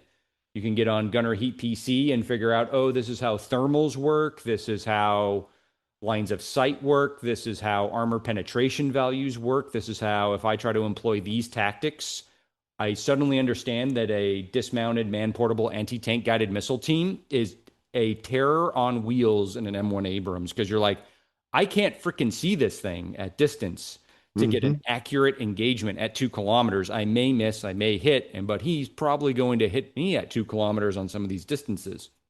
So there's a slew of ways you can get at it. The Army, A, doesn't bring it into the main force where I can just get on my government laptop, launch this game, because that's cringe to sergeants major everywhere and, I don't know, colonels and generals everywhere. We're going to have our intel guys get onto a game, and rehearse these things. So they put those things in the mission training centers. So now I have to take my group of analysts. We need to go to a mission training center. I will get on to systems that are not mine, and they're just going to hit a pre-made scenario that I have no influence on, and it may or may not be accurate to tactical application because the people who build it may or may not have been hired with knowledge about how China, Russia, Venezuela, Iran, Yemeni Houthis, or any of these other jabronis out there. None of them really know, well, how are they going to operate? It's roughly. So you don't get positive rinse repeat capabilities. And also, I can't go to the mission training center and say, hey, let's pull up Ukraine versus Russia play-by-plays that EUCOM has looked at and the Institute of Warfare has recorded. I don't have an ability to show analysts, hey, this is how the Russians moved, this is how the Ukrainians moved, this is how these engagements played out. Again, I don't have a Madden ability to show them why drones are good here, why human wave tactics work there. And so without that ability in a sim situation to teach people how to work on software, it's always just, recon by face whenever you sit on any piece of software that you have. Yeah, and I agree with you on that. I don't know why we don't, and this goes back to the, we're talking about the low density MOS. We're just not treated the same. So one of the things I would love to see happen, so I worked in an ACRC unit for a few years at Fort Knox, and one of the things that we did that was actually fantastic, and they actually have it up at I-Corps, um, is within the reserves and National Guard, they have training centers. So when an intel unit has to get spun up for their 2 weeks out of the year, they are traditionally, and again, I'm dating myself, they are traditionally sent to one of those training centers. One is up in Great Lakes area. There's one in JBLM. There's another one down south, I think, somewhere, I forget where, Hood or El Paso, one of the two. There's something out there, and then Camp there's, Bullis, I don't, I don't know if portions Camp of that were Bullis. shutting down outside of San Antonio Yeah, at they were Camp starting to Bullis. trim them down, but the point of that is that JBLMs is probably the best example. You can go there on any given day and you can get in, you can sign your unit up and you can go in. And if you're a humaner, there's human stuff you can work on. If you're a SIGINter, they've got SIGINT training, because what those places are set up for, again, is to train and get National Guard and reservists up to speed on where they should be before they deploy. And it was fantastic. It gave you all of that, like, training and modeling and sim and all that kind of stuff, and walked them through game, and it was all focused around intel. There was none of this like, oh, battle command, all that stuff. I'll But push that, back and say I went through those things and I found them now. Again, this is because I'm an old curmudgeon and I will always find how something is unrealistic. A lot of that was oh, nonsense, unreal. I was like, we didn't sure, get to what the pitch was. They're like, and you're going to be able to understand how the Russian way of war unfolds. You're oh like, yeah, these are the Arianans or the Denovians on North Carolina terrain. yeah, No, that's not how this works. You're not it's employing B, yeah, and that's the other thing. Where was it? BDETs, battalion detachments, and stuff like that. We're not employing the armor how the Russians are, and more than that, you're not allowing the enemy to react to us as an enemy, a thinking adversary would. Right? Everything's just on rails, and the emitters are not paired with the right equipment all of the time, so it's very janky. And you're going, okay. no, this isn't necessarily how this battle would really unfold. These aren't the emitters that you're really going to run into, and we're missing the operation side of it. So action, reaction, counteraction is not necessarily unfolding. So it leaves people with false positives and false negatives when they walk out of it on an intel side. Yeah. So I will say that on the technology side, we do lack quite a bit of that, and I know this is another hot topic that I'll get pushback on, is doctrinal templates are not digitized. And I know there are many in the industry and even within the Army that will tell me that they are digitized. A PDF is not digitized. I'm talking about taking the old Russian manuals that there were multiples of, and it would break it all the way down to squad level, and it would say a squad uh, L-shaped ambush looks like this. A platoon ambush looks like this. A motorized rifle regiment in a retrograde looks like this. In the travel looks like this.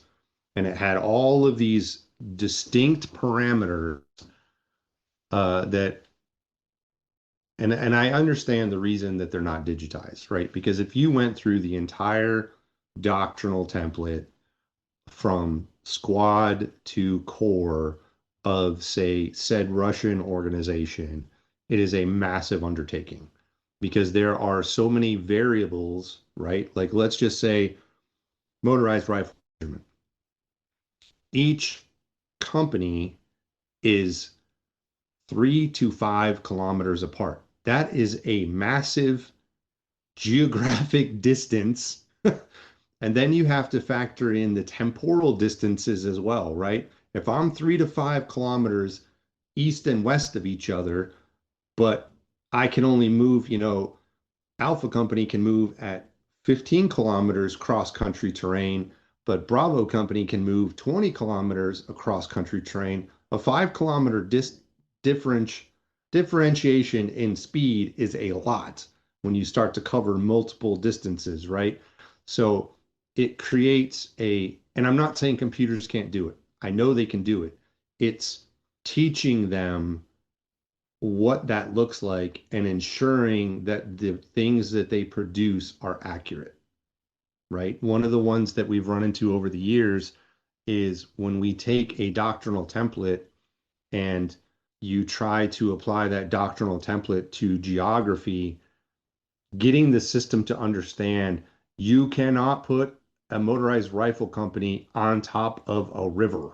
And it's a super generic example, but that is one of those things that, like, okay, but if you shift them off of that terrain that they can't use, how does that adjust the rest of the formation, right? Like there's second and third order effects that start to do that. And if they're off to one side, then now that flank is open, and like there's variables that you now have to try to teach the system, the technology to understand.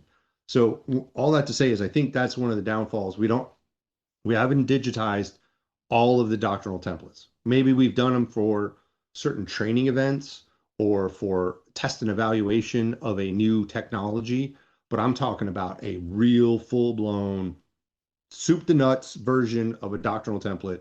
And then the other one, the wargaming software that I've seen throughout the years that we've procured is pretty good, but to your point, it doesn't really, it never, because it doesn't take into account how the enemy really fights. To your point, it's more of a staff function, right? It's okay, well, if I reduce my bullet count and I increase my fuel, okay, so I get better logistics. Okay, well, now I'm here. Okay, commander, what's your decision you're going to do here? Okay, I'm going to do this. And then it just kind of generically, like, well, the enemy responded by fighting. You're like, what? No, they have inputs and they have, right. Like I don't feel like we have a true, and because there's so many variables. And I don't want to say, I hate the word, I used to say this all the time. It depends, right? Commander would always say, well, Chief, what's the answer? I'm like, well, it depends, sir. Like, because I don't know. There's a million different scenarios we could go through. But that's the same thing, right? The enemy has all those same capabilities, right?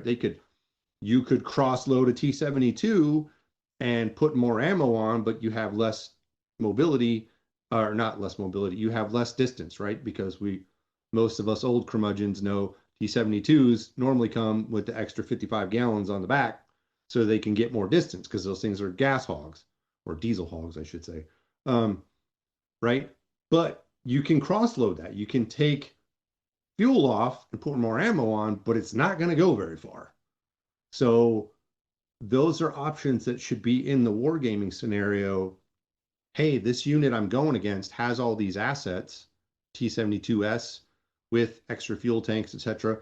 But logistically, they can't keep up, right? To your point of, when, again, if you go back and play the invasion of Crimea, you play the invasion of Ukraine, there was logistics problems, right? Even if you look at our invasion into Iraq, a lot of people don't remember this, but we ran out of gas. We got like almost there, and we're like, can you guys catch up? So yeah, I wish that we would stop focusing on the technology of what it needs to do immediately, but also add in the aspect of, well, this is the outcome that it'll produce. It'll help analysts get to the answers faster. But how do you teach that, right? How do we incorporate the chat GPTs and things of that nature to, one of the ones that we've talked about in the past is analyst certification programs, right? How do you look at the metal tasks and how do you certify an analyst? Whether, and you could break it down. You could say light infantry gets these, mechanized gets this, SOCOM gets this, whatever. But how do you quantify that? And the system should have that built into it, right? There should be some core tasks like this is how you draw an icon. This is, this is how you read a map. Some manual task, but then on the system there should be, and you could, maybe it doesn't have it, but maybe that's where NCOs really need to step up and warrants need to step up and start to build that into the system and at least train at the lowest level they can. Hey, I need you to build me a McCoo, right? So, and this is where I usually got into meaningful debates with developers because I always go at this. Look, aim small, miss small. When I left in July, I as a 350 Fox never received a mapping system that I could use effectively. And I never received a system in which I could build and depict and order a battle effectively, and then an easily adjustable task organization. Why does this matter? How simple is it to go, okay, this red diamond is in charge of these red diamonds and an administrative. It has 3 motorized rifle battalions. It has 1 armor battalion. It's the administrative order of battle. We all know that's a bunch of bull crap. No frickin' enemy in the history of frickin' ever fought that way. But Lord help me if I go, okay, now I need to show a task organized formation that has realigned these companies and these assets into battle groups. Lord help me, I can never have an order of battle thing that works. I end up having to go to PowerPoint. So to me, we're talking about doc temps and training plans. Like, bro, help me, help me. Give me an order of battle thing that looks like freaking PowerPoint. I can change the color of the icons because some commanders go, I got it. Battle group 1 is yellow. Battle group 2 is purple. Battle group 3 is whatever. You're like, I have to help identify formations in a very complex situation for people to rapidly queue off of their Mark 1 eyeball. So not everything needs to stay red. And if I change it from red to purple, I don't want the system to wig out and crash. I need the ability to go, this brigade is task organized. I'm going to move assets everywhere so that as we can show, hey, this is the advanced reconnaissance detachment. This is the forward security element. This is the advanced guard. These are the flank screens. You're like, oh, we can actually depict that on an order of battle along with showing its combat strength. The fact that it is the year 2025 and I never saw that thing is absolutely aggravating. Then we need a mapping software. ArcGIS is phenomenal if I want PhD and the world's most awesome thing since sliced bread. I get better mapping solutions for easily putting icons, red icon, blue icon, measuring out distances between those icons and having them move across a map and annotating this is battle group 1, this is battle group 2, this is the main effort. I have an easier time on map.army from a Swiss. Yeah, it's a Swiss civilian corporation, open framework, publicly available. I had a much easier time than I ever did on Arc using Mole, military overlay editor, in which I wanted to stab every kitten around me while trying to use Mole. Palantir wasn't much better on their Gaia mapping interface. Falcon View is cool if you want it to look like an Atari type situation. So there was just this continual frustration. You go, if I'm supposed to show composition and disposition along with courses of action, which is order of battle on a map, and I am fighting that, and my choice is to take screen grabs of everything, slap it onto a Microsoft PowerPoint, and use PowerPoint icon move arounds, that's my solution in 2025. Like, can we solve that first and foremost? And then you go, hey, let's talk about, I just lost it, modified combined obstacle overlays. Okay, cool story. You know how quick and easy it is to make a combined obstacle overlay? There's this entire section called GeoInt that does it. So for a Fox to do it, low pickings.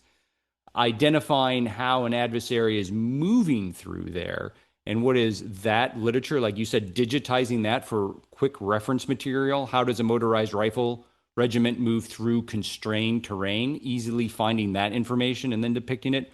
Far more valuable than using well-established things to be like hill, steep, no drive. Wow, surprising. River, deep, hard to move across. Shocking. Minefield here will cause issues. Like, okay, that's relatively low-hanging Chad. So those are the things I would say I would love to see function first and foremost as a Fox before we go anywhere. And oh, the other thing, weapons engagements and emitter types. If I can go on to command modern operations and every radar and enemy radio pre 2001 pops up on the simulation whenever something detects it and it immediately says this is what it is. I don't know why I can't have that in 2025 on the system I'm using in the Army. It baffles me how it's difficult on models and sims in the mission training centers, why they're like, oh, that's very hard. I'm like, I don't know why. There's a video game that does it accurately. I'm confused. Also, weapons engagement capabilities. Every game known to mankind that war nerds party on, it's like tank shoots this far, anti-tank guided missile engages this far. This is the effective range of thermal one Gen 1 night vision. This is effective range of Gen 2 thermal visions. You're like, can I get that on software I'm employing in the Army? You're like, oh, that's complicated. That's made out of unobtainium. I don't understand. I'm playing on a game right now on my computer. Why can't I use this as a training thing? Why is this so hard to do? Those things would just make me so happy. And then I could complain about, yeah, why don't we have 5,000 pages of FM7 TAC 100 of doc temps loaded up in this thing and then virtualized for artificial intelligence to spit back at me? So I will answer a few of those or counter some of those points. Yes. So one of those one of the things I will tell you is I every time I engage with anyone from Tickum or Huachuca or requirements or any of that ForceCom, all through my years of trying different pieces of software. And to your point, there was essentially like four things that I used to harp on. 'Cause they would show me all these great tools, fly through tools and 3D mapping. And I'm like, dude, look, I need a map. I need a database. I need some sort of link analysis chart, like what you're talking about, order of battle. You could use it in GWAT, coin, you could use it in near peer threat, whatever. But I need something that's functional and I can just drag and drop things all over the place. I need my Microsoft tools because unfortunately we do still do Word, PowerPoint, Excel, things of that nature. And that was pretty much it. I mean, there's some other communication stuff you need, but I would say that all the time. They're like, what? I'm like, that's all an analyst needs. If you go back through the paper way of, or the manual version of doing analysis, you had a map, you had some sort of link chart that showed you who's who in the zoo, whether it was equipment or people or whatever it was, and you kept track. And that's important because that is your methodology of keeping track of battle damage, right? That's one thing that I think that's another aspect of near peer threat that we have ignored. You need that link chart because battle damage is based on percentages. Just because you killed 5 tanks does not mean they're combat ineffective, right? It doesn't mean that. They're still effective. So you got to know that. So those are those types of things you got to know. And then to that point, if you can do those manually, how do you digitize those things? Then you start to add on features. And from building software, that is my way of doing it. And some people would say, well, that's archaic and it's this and that. And we have agile practices and we can go faster. I'm not denying any of that. You can go faster. But if you can't get your core capabilities done right, then you can't function anyway else, right? Preach. The other thing that I will tell you, so I will disagree with you on being able to change your color of your icons, because why do we have standards if you're just going to change them? Why are they red enemy icons if you're going to turn them purple? I That's not will I will agree that I wish we lived in a world where everyone bloody studied bloody symbology and knew what the flip was happening, like unit boundary lines exist for a reason, etc. But I have yeah. existed in so many. If you're a USASOC guy, you're going to call it an OpSen for Ops Center. If you're a big Army person, you'll call it a TOC or the Ops floor for Tactical Operations Center, whatever, tomato, tomato. When a flood of red diamonds come up there, and I, as the intel nerd, go, okay, so this is 1st Battalion, this is 2nd Battalion, and this is 3rd Battalion, but all we ever showed was the administrative order of battle, and so every ops guy's like, well, where's the tank regiment? oh, the tank regiment is distributed across all of these battalions, and these are the task Yeah. organizations. And they're like, I don't understand, sir. Everyone in First Battalion is within the boundaries of First Battalion. Their mind just gums up like, I don't see it. I don't know what you mean. So then, as a all source person, you temporarily at your local location go, everything in yellow is First Battalion, everything is purple in Second Battalion, or the battle groups are like, oh, I get it now. One colonel one time said bear clot for me, and that's how we ended up figuring it out that if you made things different colors, they could rapidly discern what was the larger formation, what had more assets, where were the high value targets, and then you could flip them off. So that ability to rapidly call things out on the common operation picture at a local level, because you're right, I don't want to make it purple for the whole world to see. That defeats the point of Yeah. 25-25 Alpha Bravo Charlie symbology. But Delta. locally, to help your decision makers move through the clutter, it's like I need that ability. Yeah, so it's old school overlays, right? So when I was a artillery guy, I was fortunate enough to work in the Divardi headquarters as the S3's driver, and one of my jobs was to copy overlays that we would disperse to the subordinate units. Um, and at first I hated it. I was like, this doesn't make any sense, right? But then as I got older and I started to see what it was, it again, it goes to I learned how to do all this stuff in a manual format. So when I became technologically advanced, I was a huge proponent of multiple overlays, right? My guys would freak out, but I was like, trust me, this is going to work. And what you would do is you had all of those different things. You'd say, because the minute you start to show a digital cop, the commander instantly, his mind just starts racing. Show me all the obstacles. Hey, Chief, show me this. Hey, Sergeant Hansel, I need to see this. Hey, what?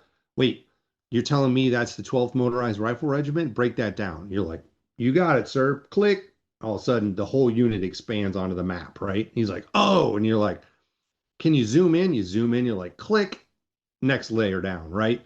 But it allowed you to control the narrative as opposed to, like you said, just red icons puked on there. So one of the other things I wanted to touch on was you were talking about some of your questions to industry. Well, why can't it do this? Why can't it do that?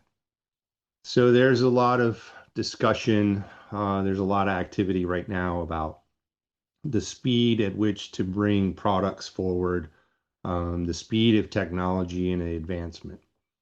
One of the fallacies that exists that we try to sugarcoat within the industry, because I've been an industry guy for 12 years, and we also try to sugarcoat in the government side, is that we can replicate, and I'm going to tell this to viewers, I'm holding up my iPhone, that we can replicate an iPhone infrastructure.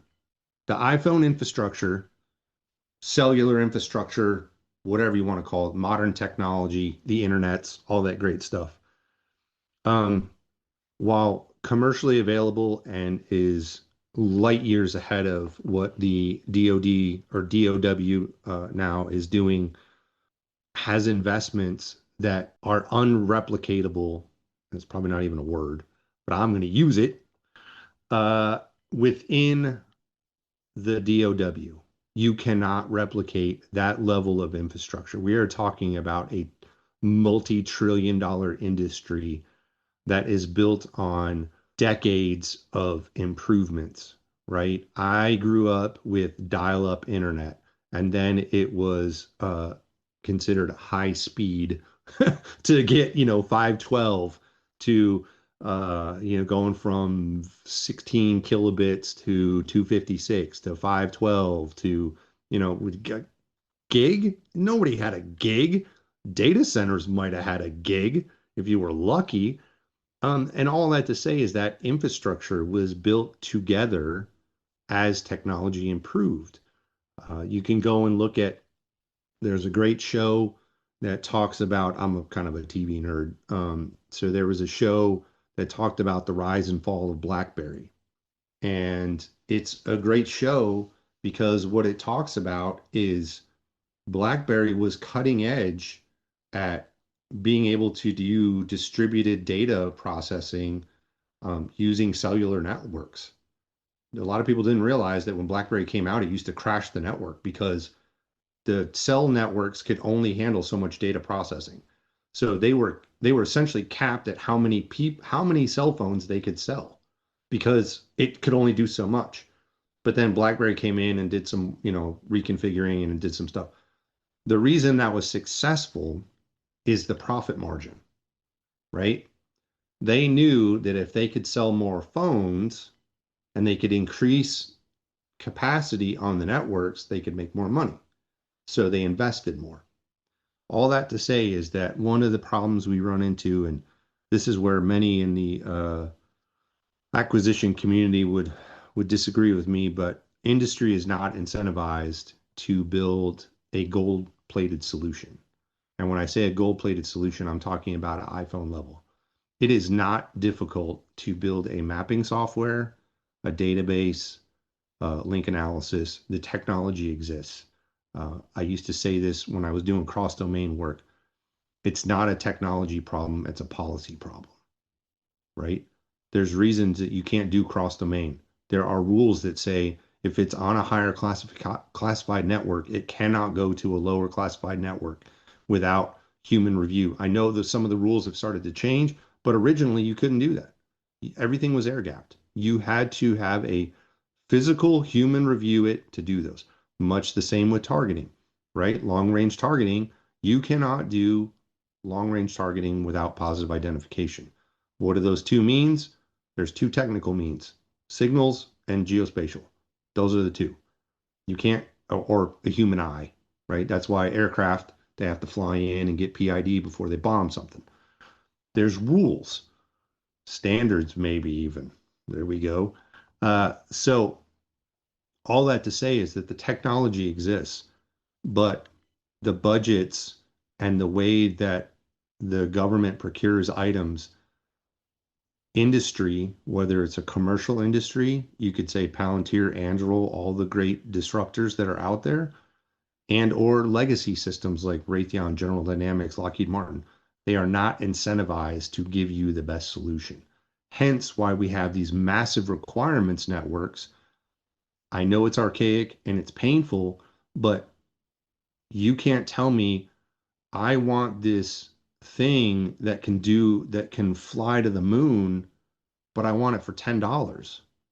It's impossible, right? Another great story people should look up is that in the early days of cell phones, there's a reason BlackBerry was chosen. They had secure networks, things of that nature. And that's why in the early days, you'd see commanders walking around with Blackberries and all that stuff. That was the phone of choice. A lot of people don't know this story, but you can look it up. The government, when iPhones started to become popular, the government went to Steve Jobs and was like, hey, we want to use iPhones. But Mr. Steve Jobs, you have to give us access to your source code and you have to, you have to make the iPhone conform to our standards and our network and our security. And he was like, no, I can make more money selling iPhones to teenagers than I'm going to make on your 600 phones I'm going to sell you. And then you get access to all my stuff. No. So, yes, we're adopting more and more commercial technologies and they're getting there. But again, there's still not, the technology is out there that you could build anything. It's proven, right? Anytime we have a problem and a war kicks off, what do? We figure it out and we build the greatest things since sliced bread. But in a non-wartime environment, when budgets are constrained and we're going through, the government shutdown and other things of that nature, you only have so much money to spend. You're only allowed to spend so much money. So you have to get the best value for the U.S. Population, right? Well, that means that you are not going to get the greatest solution that you're desiring. So we have to be careful as industry and as the government in saying that, oh, well, we'll just buy a commercial solution because commercial technology doesn't do military technology, right? It's not saying it can't be adapted, but it costs money. And then there's other things that young analysts don't always understand is there are rules to the way that we put our things on networks. And there's a reason for that. There is a lot of information that we have that we don't want the enemy to have access to, whether it's CUI, SIPR, JWICs, you name it. But there are protocols that enable that information to be secure. Many of your commercial products that exist out there do not meet those standards. They meet basic cybersecurity standards, right? So that your PII is not available, even though we see incidences where everyone's data is exposed from cybersecurity hacks. But what a lot of people don't realize is that the SIPRNet and JWICs there are penetration tests and not even tests, but attacks on those on the regular all the time, right? Because there's data on there that would be of great harm to our country. So anyway, a lot of that commercial software doesn't necessarily meet those standards. And in order to meet those standards, they would have to spend money to meet those standards. And some companies don't want to do it, right? If you're making $1 billion, Oracle's a great example. Oracle does a ton of work in the commercial world. Their DoD work is not nearly what their commercial work is, but they have to dedicate an entire branch of their organization, much like Amazon does, to meeting government standards, whether it's U.S. government, Australia, UK, China, whatever, whoever they're supporting. They have to meet those standards, right? And so they're not going to make the profit that they would in a commercial environment. Again, because it's a great thing. There are rules that we have in our procurement process that force us to not pay premiums. We can pay premiums, but that so that we don't pay premiums and get ripped off. I know, and everyone will always say, "Oh, chief, but what about the $500 hammer and the $800 toilet seat?" I'm like, "Well, I don't know what to tell you. I know software. I don't know why somebody bought a $500 hammer. They got ripped off." But there are rules set in place that allow you to not charge. As industry, we're not allowed to charge the government exorbitant fees, right? A lot of people will say, "Oh man, industry, you guys make all this money." Hit me up and I can tell you what the fees are. They are not near what you think they are. And I'll say this. I have worked in commercial software, and I will tell you that we were looking at, and these are open numbers, you can Google this, in the range of 80% margins. Okay? So if I charge you $10, $8 of that is profit. The other $2 goes back into the maintaining and modifying that software. There are rules in the government for certain things that don't let you do that, right? So you still are profitable, but it's more in the sub 20% range. So, and there's broad, a lot of the acquisition guys will probably come after me and be like, "No, you can do this and that and all. You can wrap it up and all these things." There are ways that you can modify it, but there are limitations to what profit industry can charge the government, right? So all that to say is you're not incentivized to generate these amazing solutions that we all want. We're just not. So if you have $100 and you want a $5,000 solution, you're going to get a $100 solution. I'm sorry. I got to make money. I got to feed the fam. I got to feed the rest of the crew, right? And that's why I'm a champion of going and, as you said, focus on the core competencies first. I know it's not the flashy thing, and it's very awkward feeling for the government to go, "I want an effective geospatial visualization software for a common operating picture." Everyone's like, "We solved that 2,000 years ago." Wild exaggeration. But why is this a thing now? And it's a slightly embarrassing. You're like, well, it's a lot better to say I need all this AI enabled stuff. I need the things of Minority Report and Star Wars because it shows advancement and it's a good communication thing. But if we're honest, to your gold plated solution thing, the requirements for ASAS are almost, not exactly, almost the same requirements for the Army Intelligence Data Platform. Hmm. Our requirements didn't change, a little fluff here and a little fluff there and a modification update here, but we didn't get, and this is to your point of, we never seemed to actually iterate forward on a solution. We asked the all source analysis. Oh, daggone it, ASAS, help me out here. All source analysis software System. system. Geez, I'm bad. It didn't have an L on there, so I couldn't remember for light. Well, that's the Anyway, light. so yeah, ASAS light. We put that out there, and it didn't quite make the grade. So we canned it and then put the new requirement out there, and the wheel got reinvented for JIOC into DSIGs, and that didn't quite make it. So that whole thing gets left to the wayside, and you say, hey, can anyone else actually make something? And again, to your incentivized thing, hey, we're trying to build all of this stuff with more AI requirements, with more data processing requirements. The costs are going up, and we're going to start from scratch because instead of progressing as an altruistic software community of open framework, each company is told bring your own solution. If you want to bring in outside vendors, that's great, but that's cost you have to eat. And we're not going to increase the amount of money we're giving to you. So it's just a bespoke solution every time. I'm a big fan of the open framework concept. But to your point of Steve Jobs, what that means is someone needs to own the source code and give that up to the government. And then there's somebody who wants to write to that source code. And so now whoever owns like your baseline operating system, they can start leveraging other companies, and that just becomes contentious, which goes to an earlier statement you made of learn your weapon system. All the Intel people, all the analysts are going to have to learn for the near term that the solutions the Army is giving them have no way of being perfect because it's commercial software modified to where we're at today. Like Palantir was originally a commercial platform for financial analysis and all this other stuff. It's well known on the internet. It was a CIA venture capital effort to do a whole bunch of CIA activity and analysis that was then picked up by JSOC for counterterrorism analysis.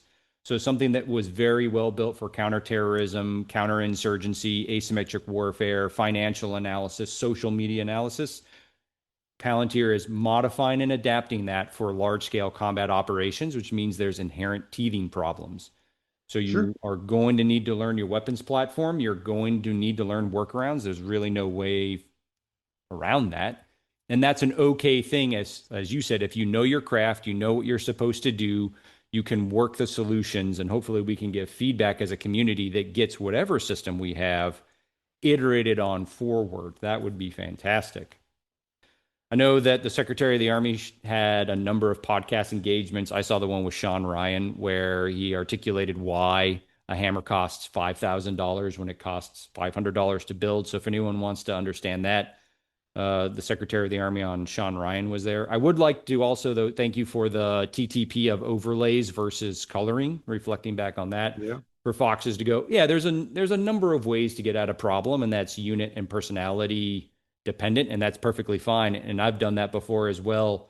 And it's a beautiful solution if it works for you, your team, and the commanders to go, we'll break things down on multiple overlays if you can manage that. But that goes back to the software requirements and everything else of what is it that we as analysts, as our core competencies, need the system to do to help us? Is it overlay management? Is it icon management? Is it both? And as soon as you get a good solution on those simple, as you said, everyday processes that I do on paper, that I do on PowerPoint, and we can get those eased up on the electrons, then we can go for the more complex stuff. And so there's a couple things in there that you brought up that were so I'm a fan of the open framework as well. One of the things I've talked with some people within industry and within the government, as we start to increase AI capabilities and you have AI that can essentially write code.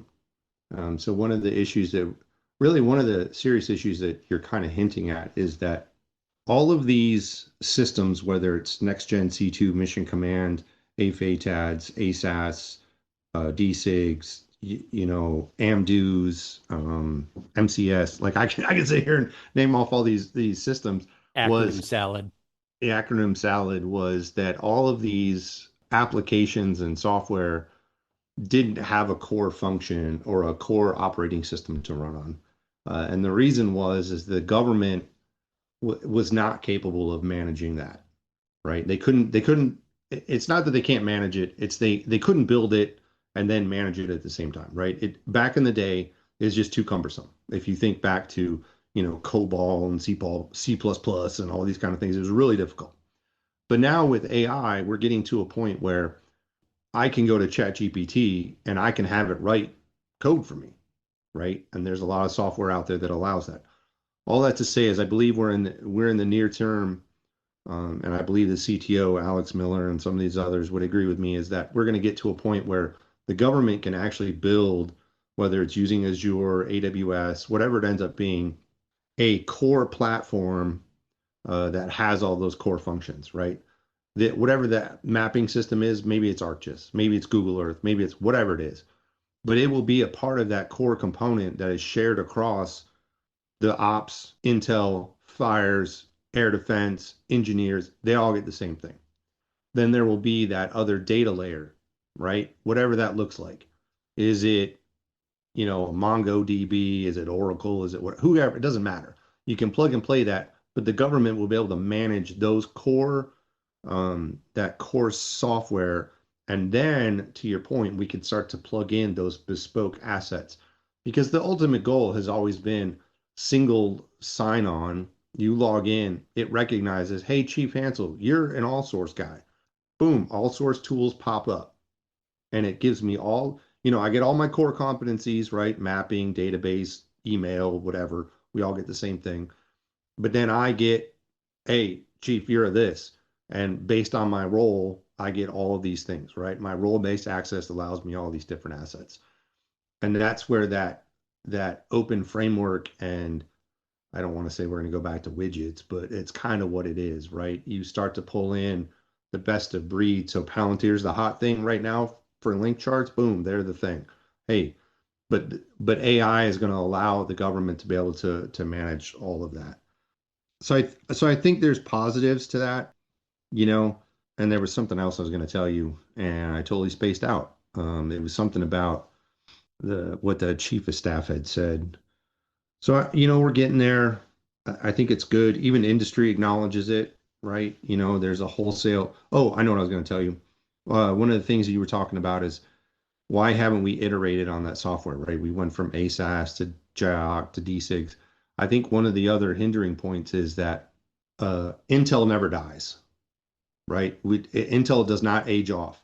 In other industries and in other areas, their data ages off. So after 5 years, 7 years, whatever, they delete it. Intel, we have a requirement to maintain it forever, right? Now, if it becomes unclassified, that's a different category, but all Intel exists forever. Like, we hold on to it. What that creates a problem with is, as you iterate and you try to bring new technology and bespoke capabilities, or even just advanced technologies, you still have all of this legacy formatting and data that you have to drag along. And I think we're getting there. I think with some of the AI, I don't really like the term AI because it's a lot more machine learning. It's not really, when you get on Chat GPT, you still have to tell it over and over, hey, do this, hey, do that. This thing should know me by now. I talk to it daily, right? I nicknamed it Fox, okay? Right? Like, I'm a fox through and through. I named my Chat GPT Fox, and he's even got like a little fox icon or whatever. Anyway, I talk to him daily. I shouldn't have to remind him to do certain things, right? Like, if he's AI, he should be predicting how we're going to interact. Like, as I get to know you, you and I start to learn how to communicate, and I can predict what you're going to ask me. That's AI. That's human thought process. It's still very ask, return, ask, return. Now, how it returns the data is a little different. We can talk about agentic AIs and all that kind of stuff like that, but that's that next level that we need to really get to is, and again, I've had conversations at work and other places so right now, the government is always trying to lean forward and get the greatest technology. What they're running into is that the current AI with the LLMs and all that kind of stuff, that is the bleeding edge technology that they can procure and that they can manage at this point. if we were to introduce that next level where it starts to intuitively know what you're looking for, it would be too far ahead of, it's not that they don't want to get there. The humans that are running the organizations understand that's where they want to get to, but the procurement process and the ability to integrate that into the formations would not, it would create such a learning curve that we wouldn't be able to catch up. Like it would just, it's too much too soon. It'd be like taking, back in the 90s where we had Apaches and Kiowas and all that, and all of a sudden you threw Apache drones, and the Apache pilot had to like it would be so much of new technology so fast. Not saying we couldn't adapt, but it would be overwhelming, right? At first, it would just be like, this is too hard. I can't do it. It's too much. So I think we're going to get there. I really think we're going to start to see in the next couple years, we'll see all of this AI that we're currently using implemented in a better format. It'll get answers faster. We're definitely going to have some growing pains about, Jesse and I talked about this, where, you send you send a fire message and it comes in lat long, but you need it in MGRS, or you send it in MGRS, you need it lat long. And, the reasons behind that is it ends up shooting half a kilometer in the wrong direction. So that's not good. So I think we're going to go through those growing pains and we're going to figure that out. But then that next level is going to become what I like to call this is how old I am. For those of you that remember Microsoft Clippy, he was down in the corner and he'd give you recommendations. You're going to see that in our Intel tools. So as you log on, like a great example is Geoint. You log on and your job is to review these 5 targets today. Well, Clippy's already gone in and pulled all of your old imagery files, all of the old image reports, given you analysis, put overlays on the current image, and said, hey, here's what happened for the last 6 collections. Now you just need to review these, right? And then gives you recommendations and says, hey, according to the old imagery and this new imagery, here's what's different. And then you go through and you double check and make sure it's good. And you're like, yep, done, right? That level of intuitiveness. And then it could even start to recommend, where you start to see a gap. It says, oh, would you like me to put in a request for or recollect on this, et cetera, et cetera. And then from the all source side, you would even get to the point where, as we were talking about indications and warnings, you plug in your doc temp, your sit temp, you build out your entire COA. And as the battle starts to happen, the AI starts to pull in the messages, right? Because what ends up happening is you'll get a radio call. Hey, I see 5 tanks. You got a UAV, they see 7 tanks. You're like, well, what? That's not right. They said 5, they said 7. Then you got, alerts team on the ground that says, hey, I see 3. Okay, hold on a minute. How many is it? The AI will be able to triangulate the views and what they saw and heard and tell you the actual number. Hey, yeah, from their point of view, they saw 3. From their point of view, they saw 5, but totally it's 8 because the UAV saw 7, but it wasn't picked up by the other 2, right? So they calculated as 8. So now you have a much more accurate picture. From that point, the AI will then be able to essentially tag that group and say, hey, this is an armor company or platoon. Sorry, platoon. No, company, right? 10 is company. Yeah. So yeah, 10 is company. For 10 the is Soviets, company. for the Russians, it's Soviets for those Russians guys, right? So you got 10, you got an armor company. And then what it does is it starts to keep track of that. So as new message traffic comes in, it automatically starts to calculate, okay, well, they can't go that fast. So that can't be them. So it discounts it. It looks at it. You have geospatial and temporal boundaries around it to say, hey, they're only going to move in this general area. They can't go that fast. So if you pick up something outside of this area, it's probably not them. It's probably something else. And if they do move, it'll give you a recommendation. It'll do all the terrain analysis, everything. And then it'll start popping up diamonds on there, right? Suspect diamonds. And you go, yep, that's where they should be. Yep. And then it also cross references that with your target matrix and everything and says, oh, yep, that should be that. And it starts to do that iteratively and speeds up your analysis, right? That's the end goal, is that the AI starts to really do AI shit where, sorry, pardon my language, it starts to do AI cool stuff and it gets ahead of the human and starts to keep track of all that stuff and say, hey, look at, you're missing this. Look, there's an engineering company coming in from the side. You missed it. Oh, shoot, look, they're over there. I got to go get them.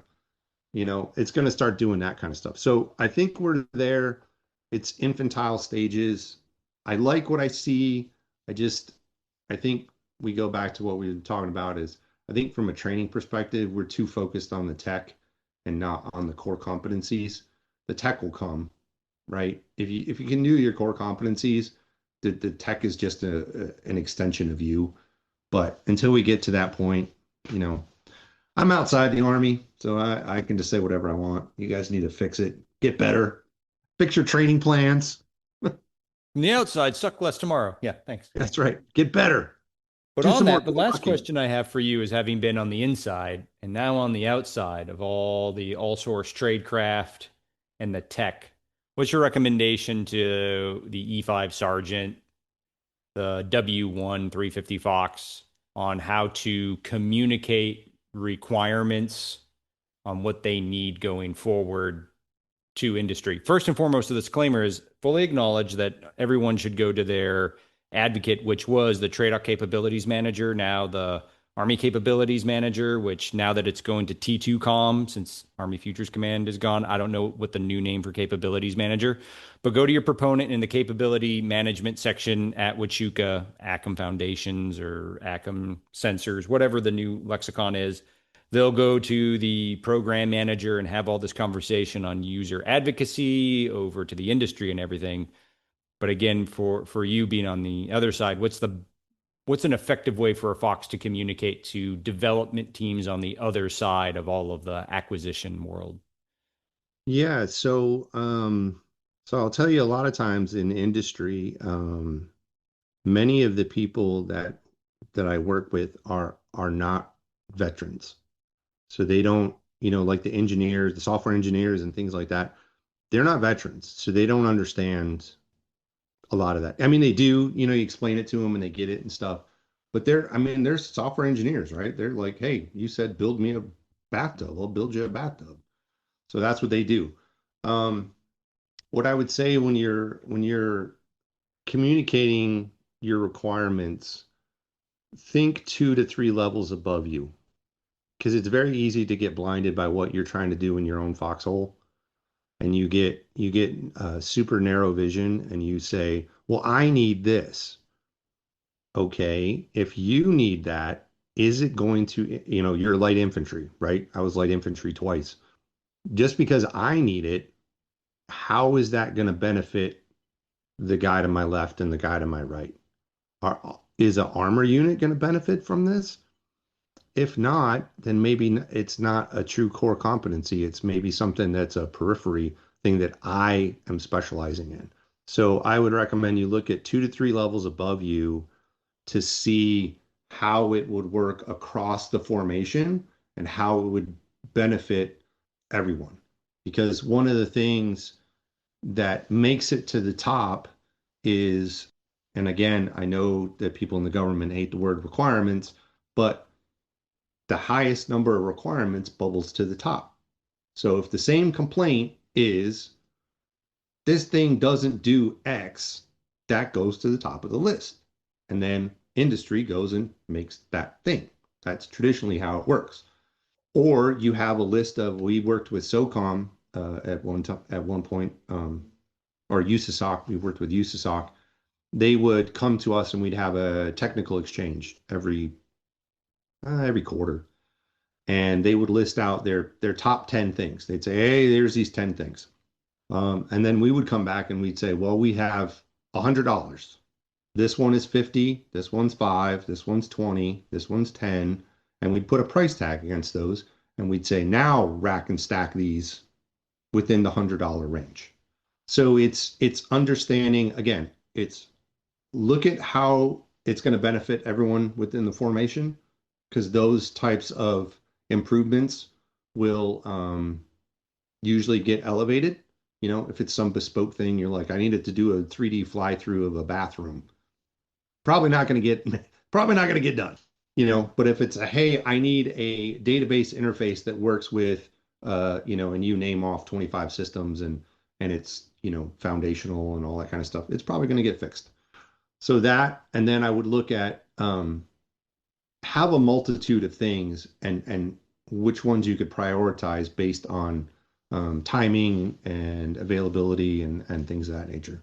So yeah, and then you know just articulate with your just understand that they don't understand Army terms. So don't use a bunch of acronyms. Well, I need a thing that does the widget to the Fandango thing to the, you know, like talk normal. I need my map to communicate with my database with a drag and drop ease of use, right? Like if you were explaining to a teenager, how would you explain it? You wouldn't use a bunch of acronyms. You'd say, I need a map and I got to be able to drag icons from a database to the map and they have to be able to simultaneously communicate, right? Simple. So order of battle, McCoo, TLM, DTED, Jog A. These are all lost on engineers. Yeah, they have no Yeah, idea what you're talking about. I Right. Now, get a some of range them, ring. Like, you know, no. if they're mapping guys, they'll know what DTED is, you know, but like a McCoo, you know how many times I used to have to sit with my engineers and literally have whiteboard sessions and be like, let me explain to you Army 101. This is a McCoo. This is a COA. This is a, right. And I And this had is a to, defense company you're at. This isn't like, hey, this is some like independent yeah, startup company. Just you're like, no, this this was is Raytheon. like a big government company that does defense contracts all of the Yeah. time. You're like, yeah, they're hiring new engineers that haven't Mhm. really ever really worked on this problem or been in this environment. This was Raytheon. 100 and, you know, they're now up to 120,000 people, you know, multi-billion dollar company. And there was a handful of us, not even a handful. There was like three of us that had been in the military that were analysts. I was the most recent, you know, but as we started to build things, they'd say, What? And I'd be like, you know, it's got to do terrain analysis. They're like, what do you mean terrain? I'm like, and I'd have to like break out the manual and say, it's got to do this. And this is what a slope means. And this is what that means. And, you know, and we would have, I mean, on a regular basis, if we had new engineers come in, the analysts that got there before me had built a PowerPoint, like 5 or 6 slides that basically walked through life in the day of an Intel analyst and how it works and how it functions because they didn't, you know, they write code. You tell them, I need this thing to pick up this information. There you go. You know, you have to break it down in that type of process. Um, Now that's not, you know, for all of our active duty guys, that's not your requirement. That's higher levels within the government are responsible to do those things, and then industry has their own way of communicating that. But think about that when you're trying to articulate what you want the system to do. You know, think about the high level interactions you want it to have, and then throw sprinkle in some other, you know, standards and things of that nature. Like, hey, it has to be able to communicate on USMTF, VMF, NATO standard, right? Like things of that nature. Think beyond your immediate foxhole. How can I get this out to other units? If I'm doing this thing, how can I share this information with everybody else? So yeah, it it takes time, but you'll get it, you know, and you can always hit us up in the comments, you know, likes, share, subscribe. And we'll get you guys on the podcast. I don't think there's a better way to end than that plug right there. So thank you for listening. Y'all have a good day. Thanks.